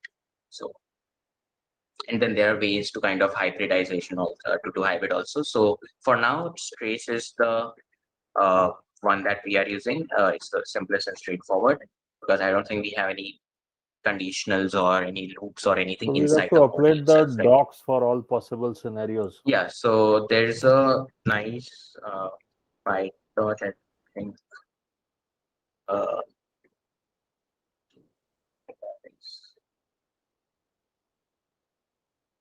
Actually, there was a PyTorch documentation. Let me just put that link as well.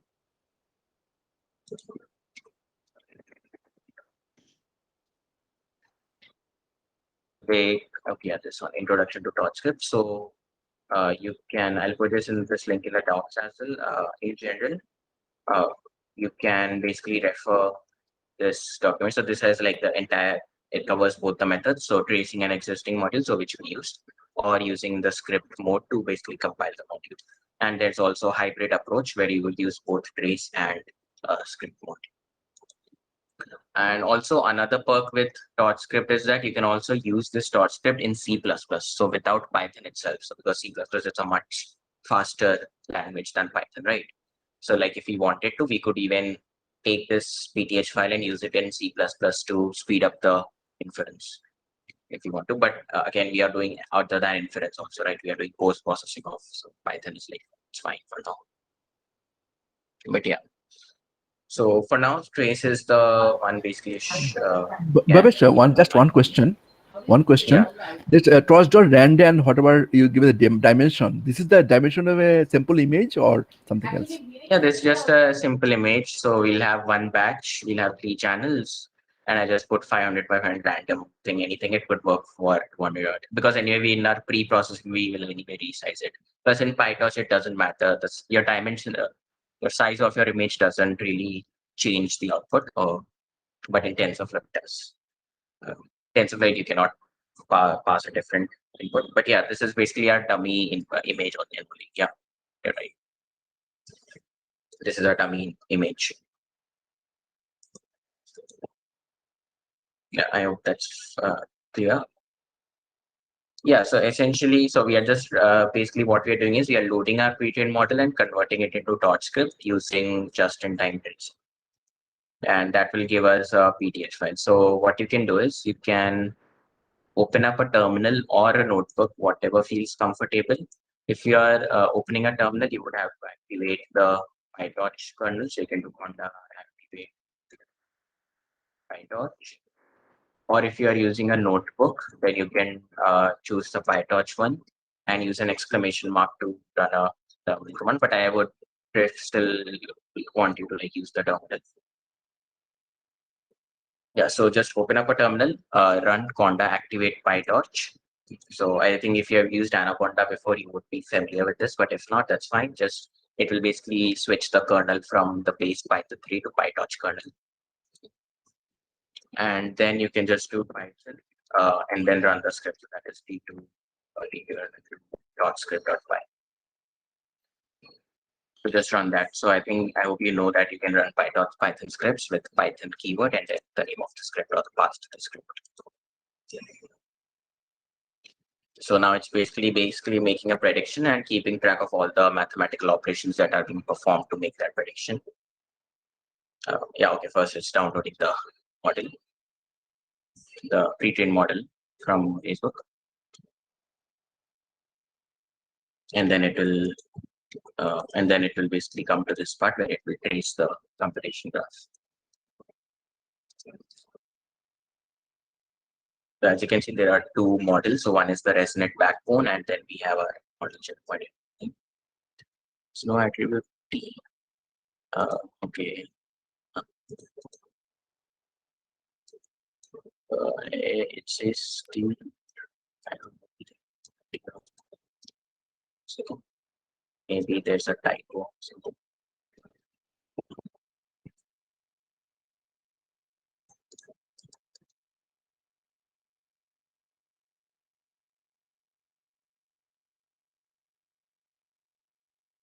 Okay. So E. I guess you probably won't be having that typo. I just changed a bit, right? So let's just run it again. Yeah. So these are just some warnings. You can ignore them safely for now. Yeah. Yeah. So now if once you run that script, you should see a new file here called detr.git.pth. So this is the entire compiled model, which contains our model definition as well as the weights. So this is like our full package of the model. We don't need to write the model definition separately in our source code now. So I hope everyone has reached till this part. So after this part, what you have to do is you just copy it or maybe cut it, whatever. I'll just copy it for now.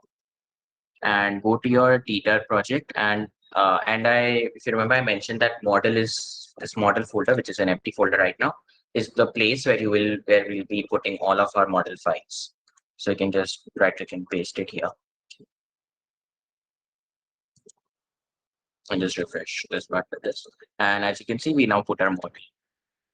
So any of our files which are large in size should go in this. So this is not just restricted to model files, but any file in general which is large in size, if we are using it, should go here. The reason being that we want our Docker image to be small, because this will be in a separate storage volume, and the Docker image will only contain our source code and our libraries. So that is so that we can reduce the package size of our deployment, so that it's faster to deploy. Okay, and yeah, so now that we have our model file here, we can go to our source and go to our dtr.py file again. So I told you we'll come back to the load model part, right? So now we can come back, because now that we have the background information of that thing. So the first thing is so now what actually happens is your Docker file contains everything that's inside source folder, but your model files won't be inside the Docker. They will be separately in a separate storage server. So we can access that path to that storage server like when it's mounted in this os.getIn model dir. So in all your deployments, this model dir environment variable will have the path to your model to this folder when you are deployed. So we can simply get that with this getIn thing to get the environment variable, and then we can, I guess you already know, os.path.join to join our model dir, which is the path to our folder, and then our detr-git.pth, which is the file that we just generated, .script. So we can use that. So that will give our model path. And to load a model, to load a .script model, we can use .git.load. So we did .save to save the model, right? We can just do .load and pass in the path to our model, and we give our model. So as you can see, we didn't use any of our model. There's no model definition in this entire step. Our entire model is in this file. So it includes everything. So that way we will basically load our model, and now we can, now this model is basically used in the inference and everything. So the other usual stuff. So this is how the process goes in case of PyTorch. In case of TensorFlow, I think it's already by default your H5 file contains both the definition and the weight, so you don't have to worry about that in TensorFlow as such. Yeah, but yeah, so this is our script, and yeah, I guess we can go to the main.py. So this is so this is basically our inference script, all of our model related parts. So now this is our main.py. So in main.py, I mentioned we will basically convert our input image to pillow, perform the detection, and plot our results, right? So we can do that. So we will basically import base64. So that's a standard Python library. We'll import detect, plot results, and classes. So again, these are functions here. So detect function and plot results function, and classes is testing. So that we can give our final output to the user. And from our utilities, we'll be importing convert base64 to image. So this is fine. Yeah, so we get our input. So this was automatically there. This is the part that we added here. So only this part is added. So I could actually put this in a detr as well, but that it doesn't really matter where you put this code as long as it gets executed. So what we do is we take our inputs and we convert our image to a pillow image. So that gives our image. Then we run our detect function on the image to get our probabilities, the classes, and the bounding boxes. And then we do run the plot results function. We pass our image and all of the outputs from our detection function here. Yeah, so now in the plot results, I mentioned that we save our image in the temporary location, right? So in order to encode it back to base64, so we can, so in our base6, we have to encode it back to base64, right? So that we can send our final output to the user, which will be our model results as well as the plotted image. So we can do that by just by doing with open, so normal file reading, but we'll specify the p here, so rp, which means reading in bytes. We'll do f.read and use the base64.p64 encode function on that. That will convert our bytes to a base64 format. And then we do .decode UTF-8, which is the usual string encode format that is used everywhere. So just do .utf8, .decode UTF-8, and that will basically get our image string here. So now we can pass this image string to our in our output. Again, I also just reformat the results. So these are all separate variables, right? So maybe tuples of, so each object is a tuple of probability rounded up to 3 decimal places. The classes in text format instead of the IDs. So text would be like this: parking meter, elephant, zebra, etc. And again, also rounding up the bounding box coordinates into integers instead of floating points. And then we just basically create a list out of that. And our final output will basically, as we discussed here, we will have 2 keys, results and image. So this is up to you. There's no fixed format, anything. This entire output dictionary could be anything you want, as long as it's JSON dumps, as long as you can run a JSON dumps on it. So you cannot contain numpy arrays or anything. That's why we are converting everything to lists and the standard Python like data structures like lists, integers, floats, dictionaries, and so on. And strings, of course. So yeah, so we'll just create a dictionary. We'll put our results there and we'll put our image there. So results in results and output image string, which is the plotted image. And this is again, this was automatically there. We don't need anything there. So only this part we added. So this again, it completely dependent on your model. In our case, we wanted to plot the image as well, and so for that we added this extra part of plotting and encoding in base64. If you have a GAN model, then this is definitely something that you should be aware of, because you will save your model maybe in a temporary location and then reopen it with RP. If you can directly convert it without saving, that's also fine. It's just an easier way to do this. That's why I just did it this way. But yeah, so thus it's like a standard foolproof way, like you won't get any lot of errors. So yeah, so we just save our image and we encode it to base64 to send it to as a response in our output.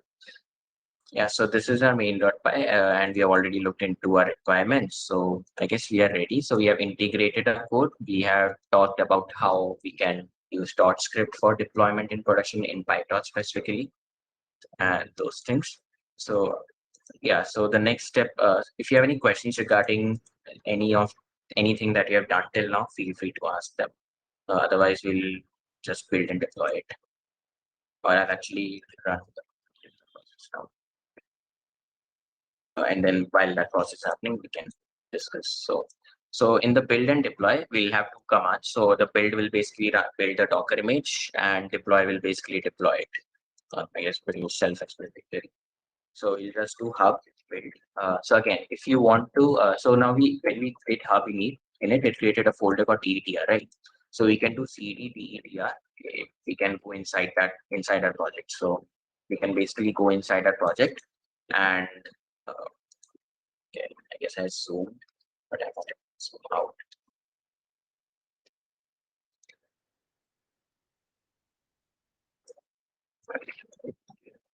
Yeah, so in our DTR project, so we basically in our terminal we cd into our or change directly into our project folder, and then we do hub build. If you are getting so I'll just show you what if you do inside it.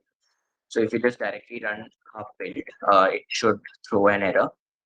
So it will probably throw, it will throw this error. Just provide the current directory doesn't seem to be like a hub API project. So that's why you have to move into your project folder. There's without moving also, you can do it with the hyphen API, but this is just right away. Just do hub build, and this will build your Docker image. This can take about 1 minute, 30 seconds or something. So just make sure you're inside your project directory and run the hub hyphen build, sorry, not hyphen, just hub space build command. So as you can see, we first transferred our model files to our storage server. So we had this file. Now we are building our Docker image. So this is if we have previously worked with Docker, this would seem similar, familiar. Yeah, and meanwhile, if you have any questions regarding anything, feel free to ask them. Now we can see we are installing our requirements.txt, which had matplotlib, Python. Sorry, I missed that. What did we do? Hub build? Yeah, hub build. And like cd into your project folder, into your hub API project, and then run hub build. In the DTR? Yeah, in the DTR. So cd DTR, then run hub. Okay.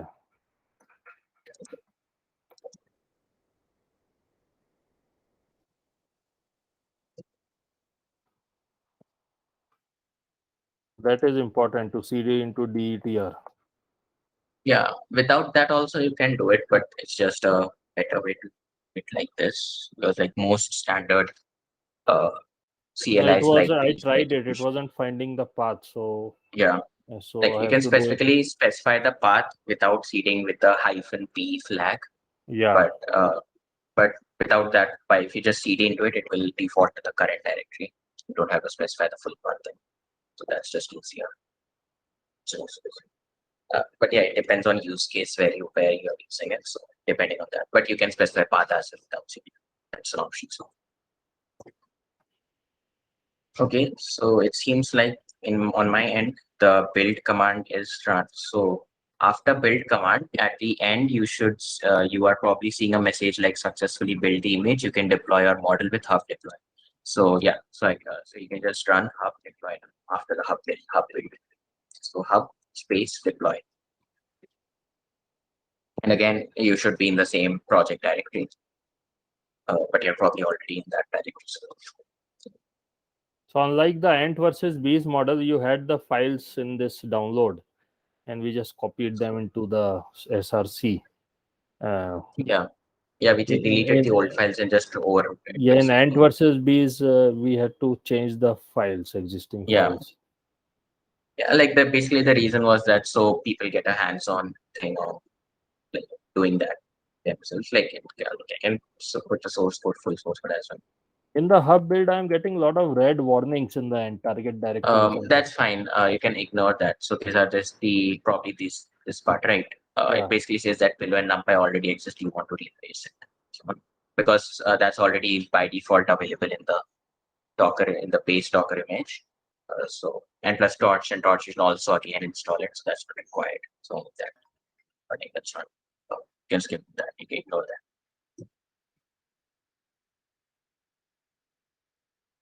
So again, this deploy could take maybe 2 minutes. So it's basically pushing the entire 2.743 GB of Docker image and deploying it essentially.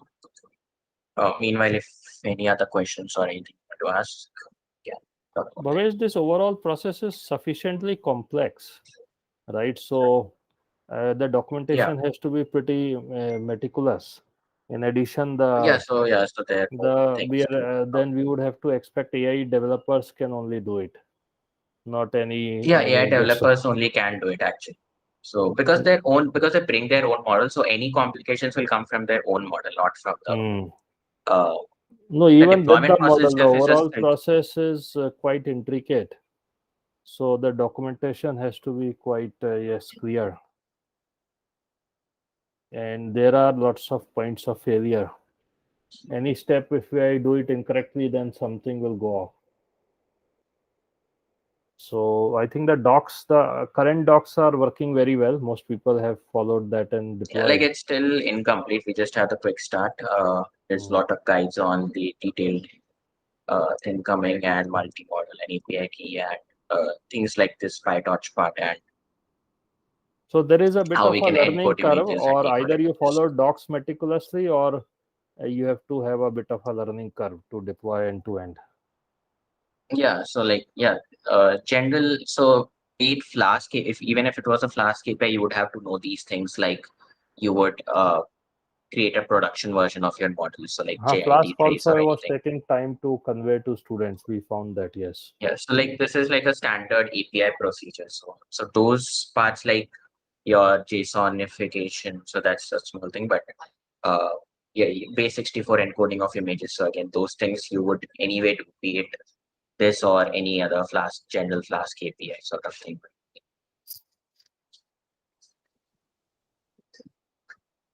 And again, logs are always there, so the debugging is not that of an issue. You can always check the logs.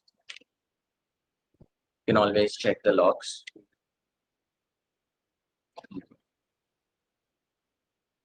Yeah, so I guess in my case, it's the deployment is complete. Let me know if your deployment is also complete, and then meanwhile, I'll just explain the testing part. Testing is basically you can have a web application to test the API, or you can use Python requests to send a post request or anything. So for now, because we have a because for now we have a notebook here, test dtr.api. So you should find this number. You can just open that notebook, and we'll basically have a small testing piece of code. So where we test our API deployed model.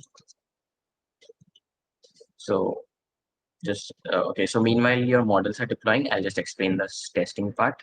So this is only if you're testing in Python. So if you're calling the API from a Python, then this would be there. So we would have our basic imports like JSON, request, base64, fill, and everything, because we send our image as base64, right? So we won't encode it as well. And then we have our convert base64 directly from the utility. It's the exact same utility, not much different. And then this is our URL. So our API, all of our deployed models have the same API. So this is api.cellstrathub.com/synchronous. So by synchronous, it means that you will get the response in the same API call. So you will not have to poll for requests again. So there are any API is either synchronous or asynchronous. Asynchronous is when you send the request, you exit your call, and then after a while you again make an API request to check if the output is ready or not.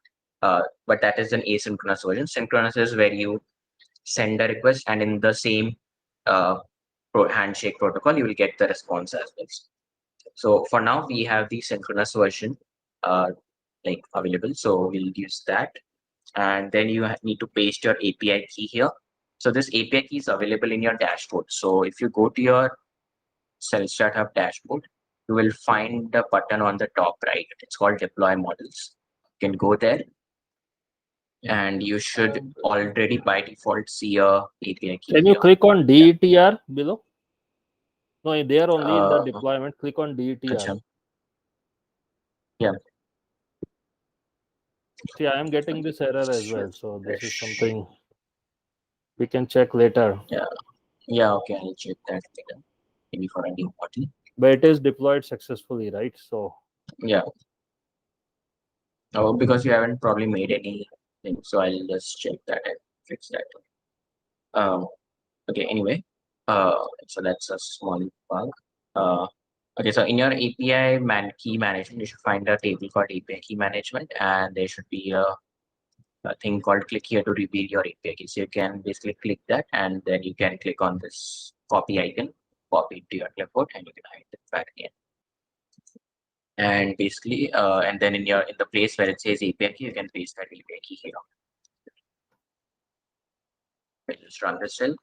The next is we'll load some test images. So when you unzip it, you would have gotten 3 sample images. So I guess one was fruits.jpg, I guess. And another is plain.jpg. And another is image.jpg, I guess, but it should be cats.jpg, I guess. And rename it, but yeah. So just rename, just select any image. So we have, so let's start with the .jpg, and then just run it. So now we have our image strings. If you want to look how base64 strings look like, you can just check that, and it's basically a bunch of byte characters here. So not human readable, definitely.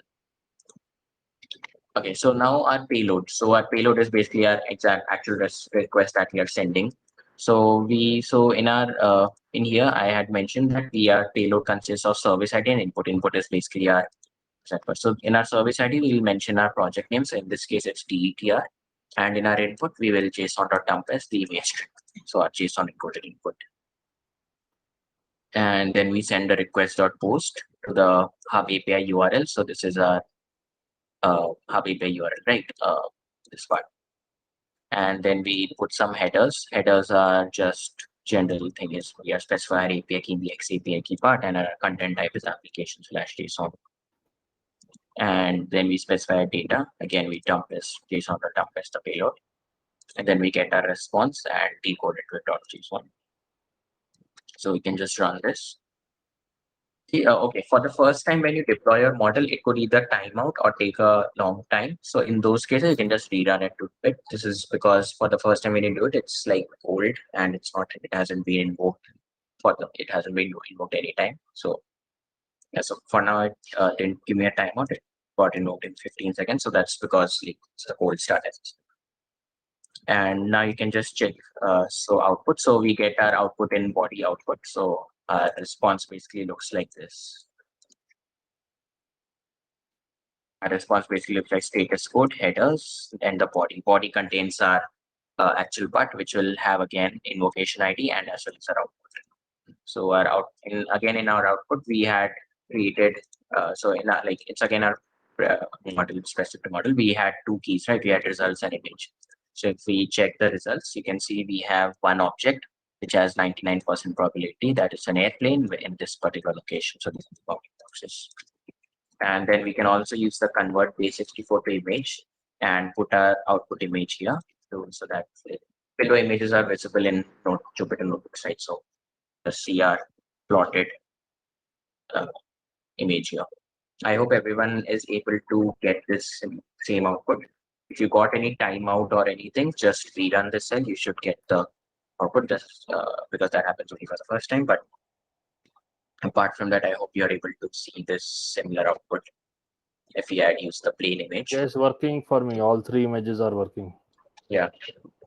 So now we can, yes. So we can also do, I guess.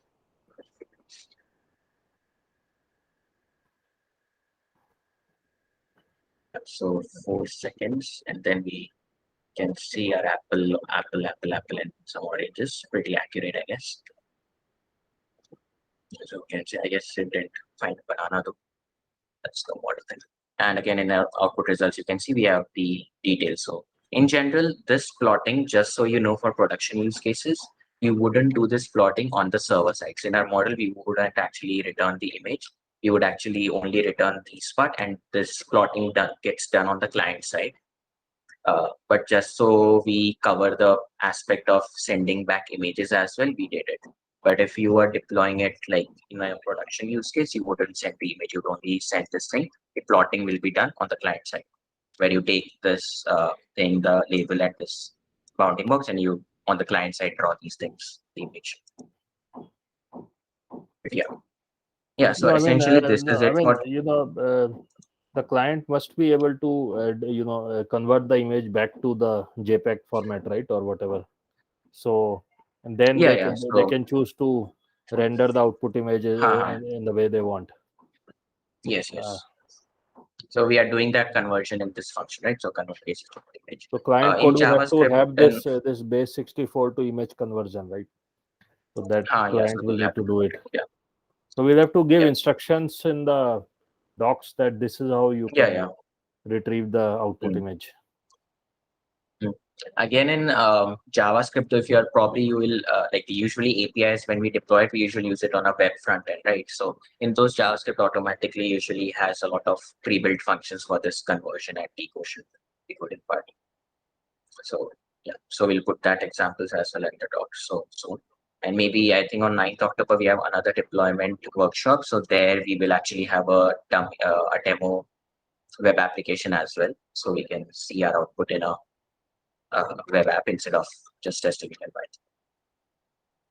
Yeah, I think we'll be creating a dummy test client, right? A dummy client for vision and NLP use cases, so that API deployers can quickly test it using the dummy web client, which we'll provide over time. Yeah.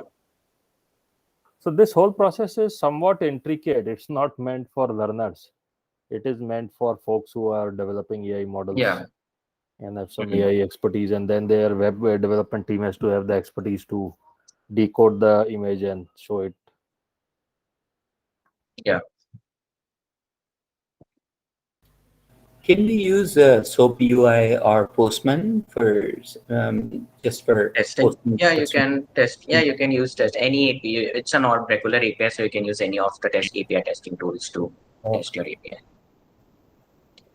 But like if you use Postman and all, you will probably have to like get the base 64 string copied. Like that's huge, and then you put it there.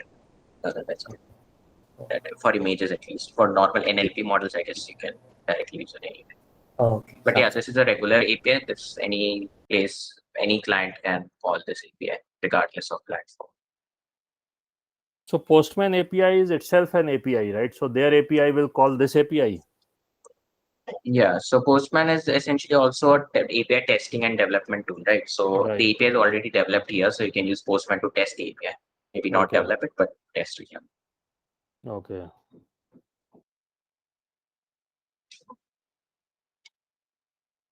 Yeah, so that is it essentially for deployment. So again, I just want to mention that the deployment process itself is just the initialize your integration building part. The time that it would take will only be the integration part, because it's dependent on your model and your code. And the docs for all these will soon be added to the documentation. So stay tuned on the docs. So I guess I'll just mention the docs. So it's called docs.cellstrathub.com. So we'll soon be having all the guides on how to use it in a web application, how to use it in Python, how to encode and decode base64, those all sort of those guides that you will require when you're deploying any of your model will be added. So that way you will have all the now pre-existing that code snippets for it. Yeah. Yeah, sorry, you were saying something about pre-existing code snippet. Yeah. So basically, in the docs, we'll be adding codes like a collection of these small code snippets, like conversion of base64 to image or image to base64, and all the general use cases of how you would handle. So those things we'll have to just add like you here, get ant versus bees use case. I think we have to give this kind of yeah, use so case. more use cases like image to image model. So this is an example of image to image because you're getting the image also as an output. Right. Image to text, text to image, and those sort of and other general files as well. We have currently only covered deep learning. There are machine learning use cases as well. So even in case of machine learning, how we do that and so on. So those cases will add that. So those general use cases and guides on how we can handle it, because these are like generic use cases, right? Regardless of model. Your only thing apart from your model that will change is the input and output structure. Either it's text or image. So only those cases will change. So only those cases. So those are like that's something that the developer should know on how to do that while deploying it. Even for a first timer, they might know how to save a model. So again, there are tips on how you can optimize. So again, so for example, here we use script to optimize our production model. And yeah, again, then there are more advanced methods of deploying in a C++ environment instead of Python to optimize but those are like more advanced and later use cases, but yeah, generally speaking. By the way, Bhavesh, that DTR on the dashboard started working. At least it needs one invocation. Yeah, it needs one invocation. I think I'll ask Jay to fix that bug or something, I guess. So if there's no invocation, it doesn't gives an error on that screen. But now if you click on it, it shows fine. Yeah. The other options and also, sorry. I was just wondering, other options to C++ is YAML, right? You can use for the deployment script. It will also support YAML or Python or C++ or... Yeah, anything, because it's a Docker image, so you can have any language you want. If you, let's say you use Java, something, I think there are libraries for Java as well for deep learning. You can use that as well if you want to. Essentially, but as long as you're... Yeah. This platform also supports, it's just not a Docker, right? It also supports Docker Swarms or Kubernetes or anything, right? It's just... no, this is only a single Docker image. So your model will reside in a single Docker image. The scaling is done. The Kubernetes is used for scaling and all, but that is auto-managed. So you don't have to worry about scaling and everything. It can handle any amount of traffic, actually. Okay. You can have thousands of people running the same model at a single time and it will work. So, I mean, you are saying, Bhavesh, we never have to look at EKS or Kubernetes service. Yeah, we don't need to, because AWS Lambda automatically handles that. Okay. If it was a Kubernetes deployment, then you'd if it was a more from scratch deployment, again, this itself is a from scratch deployment. If there's more from scratch, then we would have to worry about Kubernetes and all. But again, then they won't be serverless. You'll have to have a server keep running. So we won't be able to keep this free for everyone to use. Lambda is pretty cheap and serverless, so For cases where serverless may not make sense, there we can use Kubernetes or ECS, actually, Elastic Container Service, again a managed container service, if you want in general to keep it warm or anything. But those are general other enterprise use cases. But again, like if there's anyway generally a lot of traffic, the responses again will be with low latency only, because your function is being used continuously, so it's warm only, never gets cold. No, the intent of this architecture is serverless only, service-oriented architecture, serverless APIs. It is not meant to be a live API call. It is a serverless API call. I mean, no live it is server. a serverless. Like we can keep this Lambda function behave like a proper server, which is live all the time. Also, that is also an option. But like we'll probably offer that option only to enterprise people, but not probably. I mean, that is for web server technology, right? So that would behave like that. Will that way it will always be active. Like the function, your deployment will always be warm and responsive. But that is again will come at an extra cost. So this is a warm and cold, so it will get cold after a while if you stop using it. And then if let's say after 2 hours or something you retry it, it will be a bit slow, or like it will basically warm up. And then when you again make the call for the second time, then it will be fast because you are not using it, so it went into idle. So it basically idle now. So this is like a cost-effective way to deploy AI models. In the old one, we used to call it for production. Datagram protocol, UDP protocol in networking word, fire and forget. So it's not a synchronous technology; it's asynchronous call. Yeah, like from the function itself, but our call, this call itself is synchronous, but not the function. If you're talking about that, right?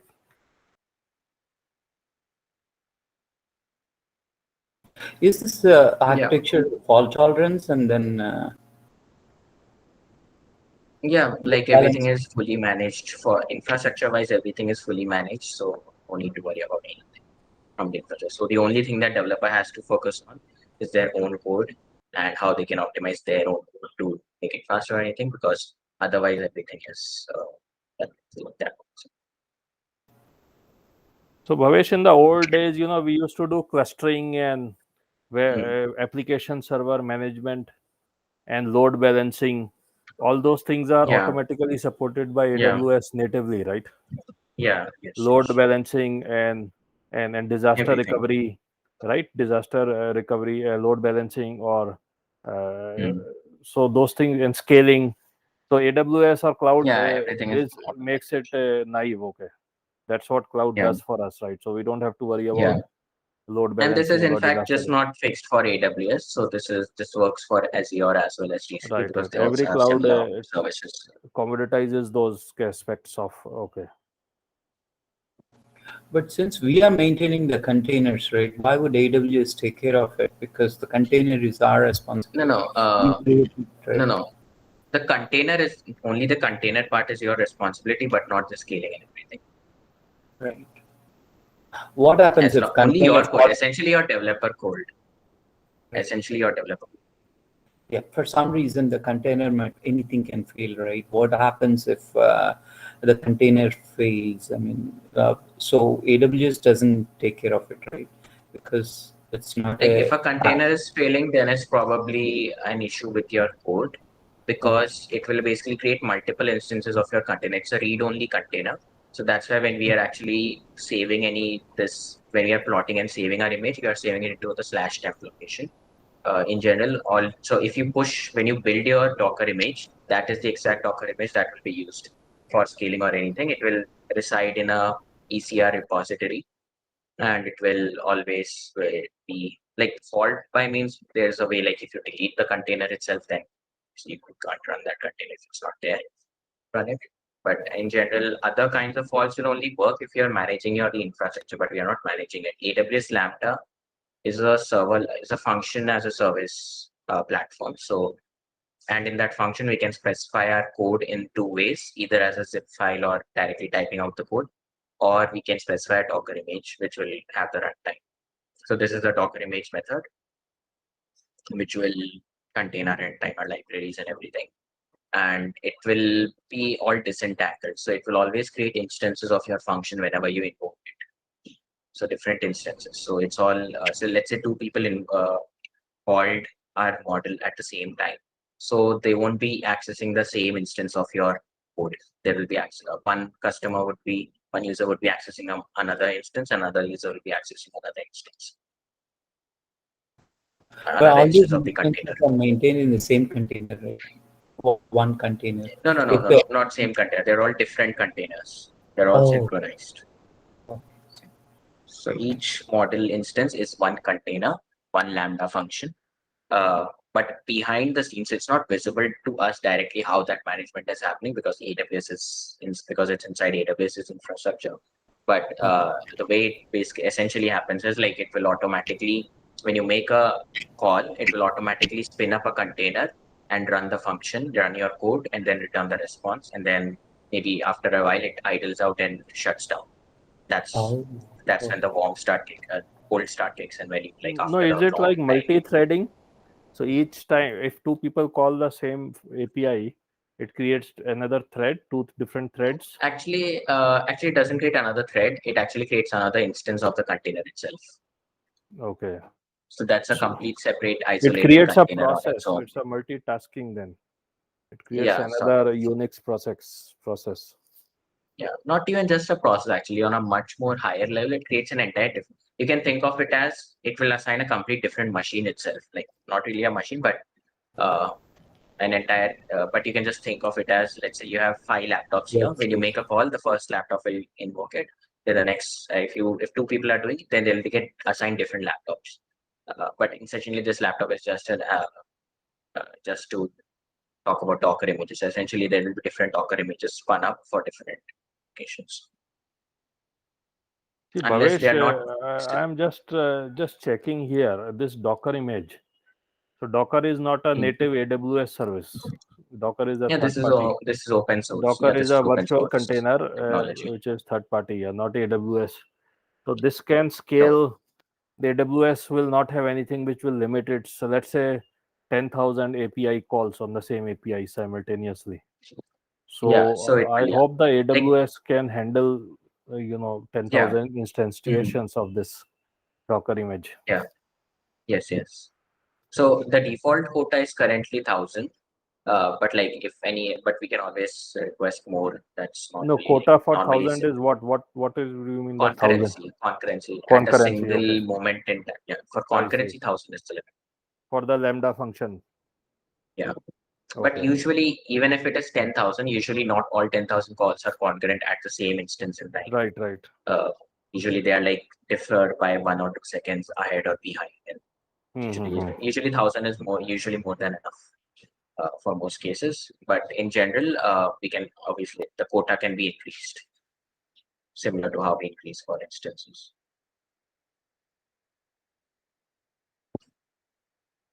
Okay, folks. So yeah. What else? Yeah, sorry, go ahead. Yeah, nothing. I was just pointing out that we currently use a custom Hub API based Docker image for our deployments. Previously, we were using Buster OS. So Buster is again a Slim Buster is a Debian based operating system currently. Hub API based is like it's based on that only, but it's like a custom image, so that it increases the build speed by a few seconds. Just the fact that, but yeah, that's it. So in the docs, deployment will need several kinds of use case descriptions. Yeah. So the Ant versus Bees is just a start. We'll have to that's just the basic quick start. Variety of deployment, scenarios will have to be documented. Yeah. And the best way to document is the way you have done with the Ant versus Bee with an actual use case. So yes, that's the best way to document various scenarios by actually showing a full use case end to end. So people can just follow that and adapt it to their particular situation.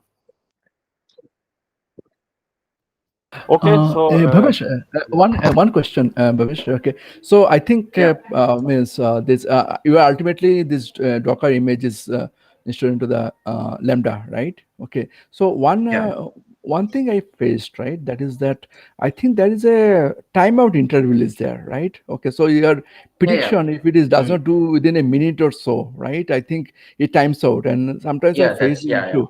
So what is is there any solution for? Is there any solution for that? Yes. Yeah, so that's the usual cold start, warm start issue in general for all serverless things. So that's when, if it's not getting any invocations, it will basically, the Docker image will get de-elongate, like it will get destroyed or shut down, and unless a new invocation comes in. So usually this happens at around, it depends, depending on the Docker image, usually it happens at around 15 to 20 or 30 minutes, or maybe even more. No, Monima is so the asking way- about No, timeout I'm not. during No, deployment or during inference? No. After warm start itself, right? Sometimes your prediction itself takes more than 1 minute, right? I'm not talking about cold start thing. That I understand. You're talking. Okay, so Lambda has a max limit of 15 minutes. 15 minutes or 1 minute, I guess, right? 1 minute, I guess. No. Yeah, so Lambda itself has 15 minutes, but API gateway, which we are using as to send the request to Lambda, that has 30 seconds as the limit. So, that's the problem, right? So if your prediction Lambda, is not done, prediction is not done within 30 seconds, and and then you cannot do anything actually. Right? Yes. Actually, so the solution is that if you, in all our responses when we deploy it, you would notice that there's an invocation ID that is returned at the end.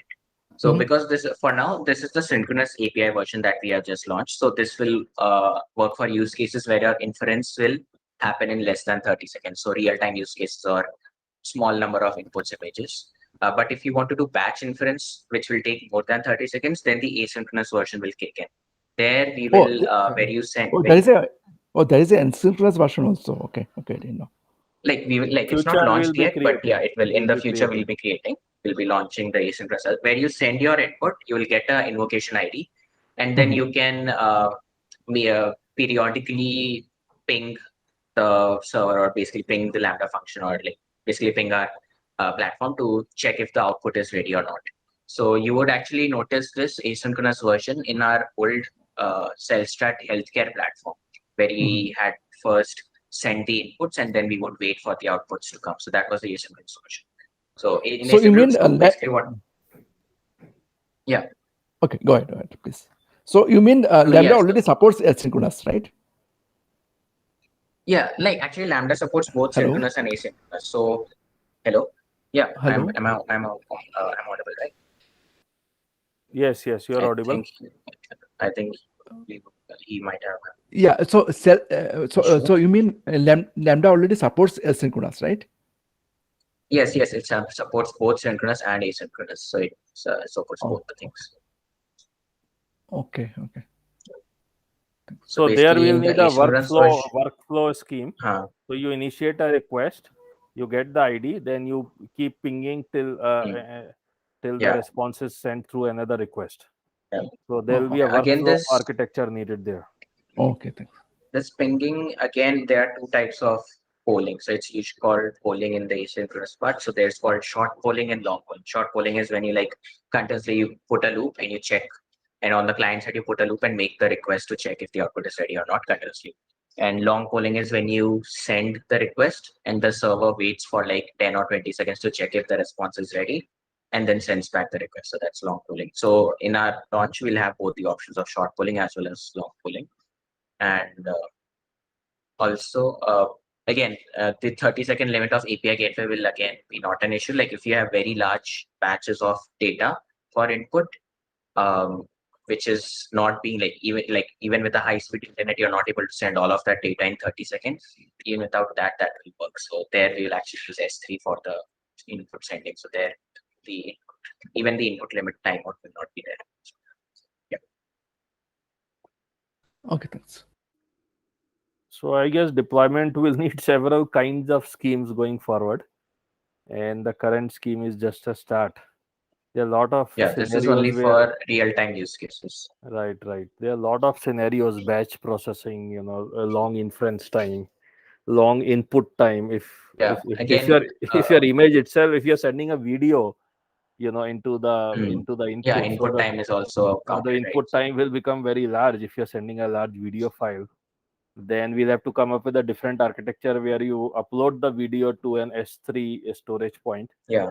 And then you pass that URL into the input lambda function. So that actually, would be like we can directly trigger the upload directly from S3. So we send the input to S3, it will automatically trigger the model lambda function from the input. Right. So the user doesn't have to send the URL again. So the API, like in a single API call, they can make the input as well as the batch. So I guess there are dozens of, I would say there are dozens of deployment scenarios which will have to be supported. So this work will not end anytime soon. So, okay, so excellent presentation, Ranjit and Bhavesh. Team, any final comments?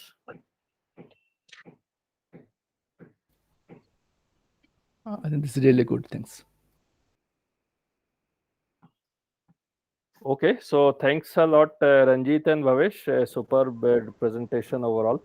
A full stack work really. And okay, so thank you all. Thanks for joining. Thanks. Thank you. Yeah. Thank you.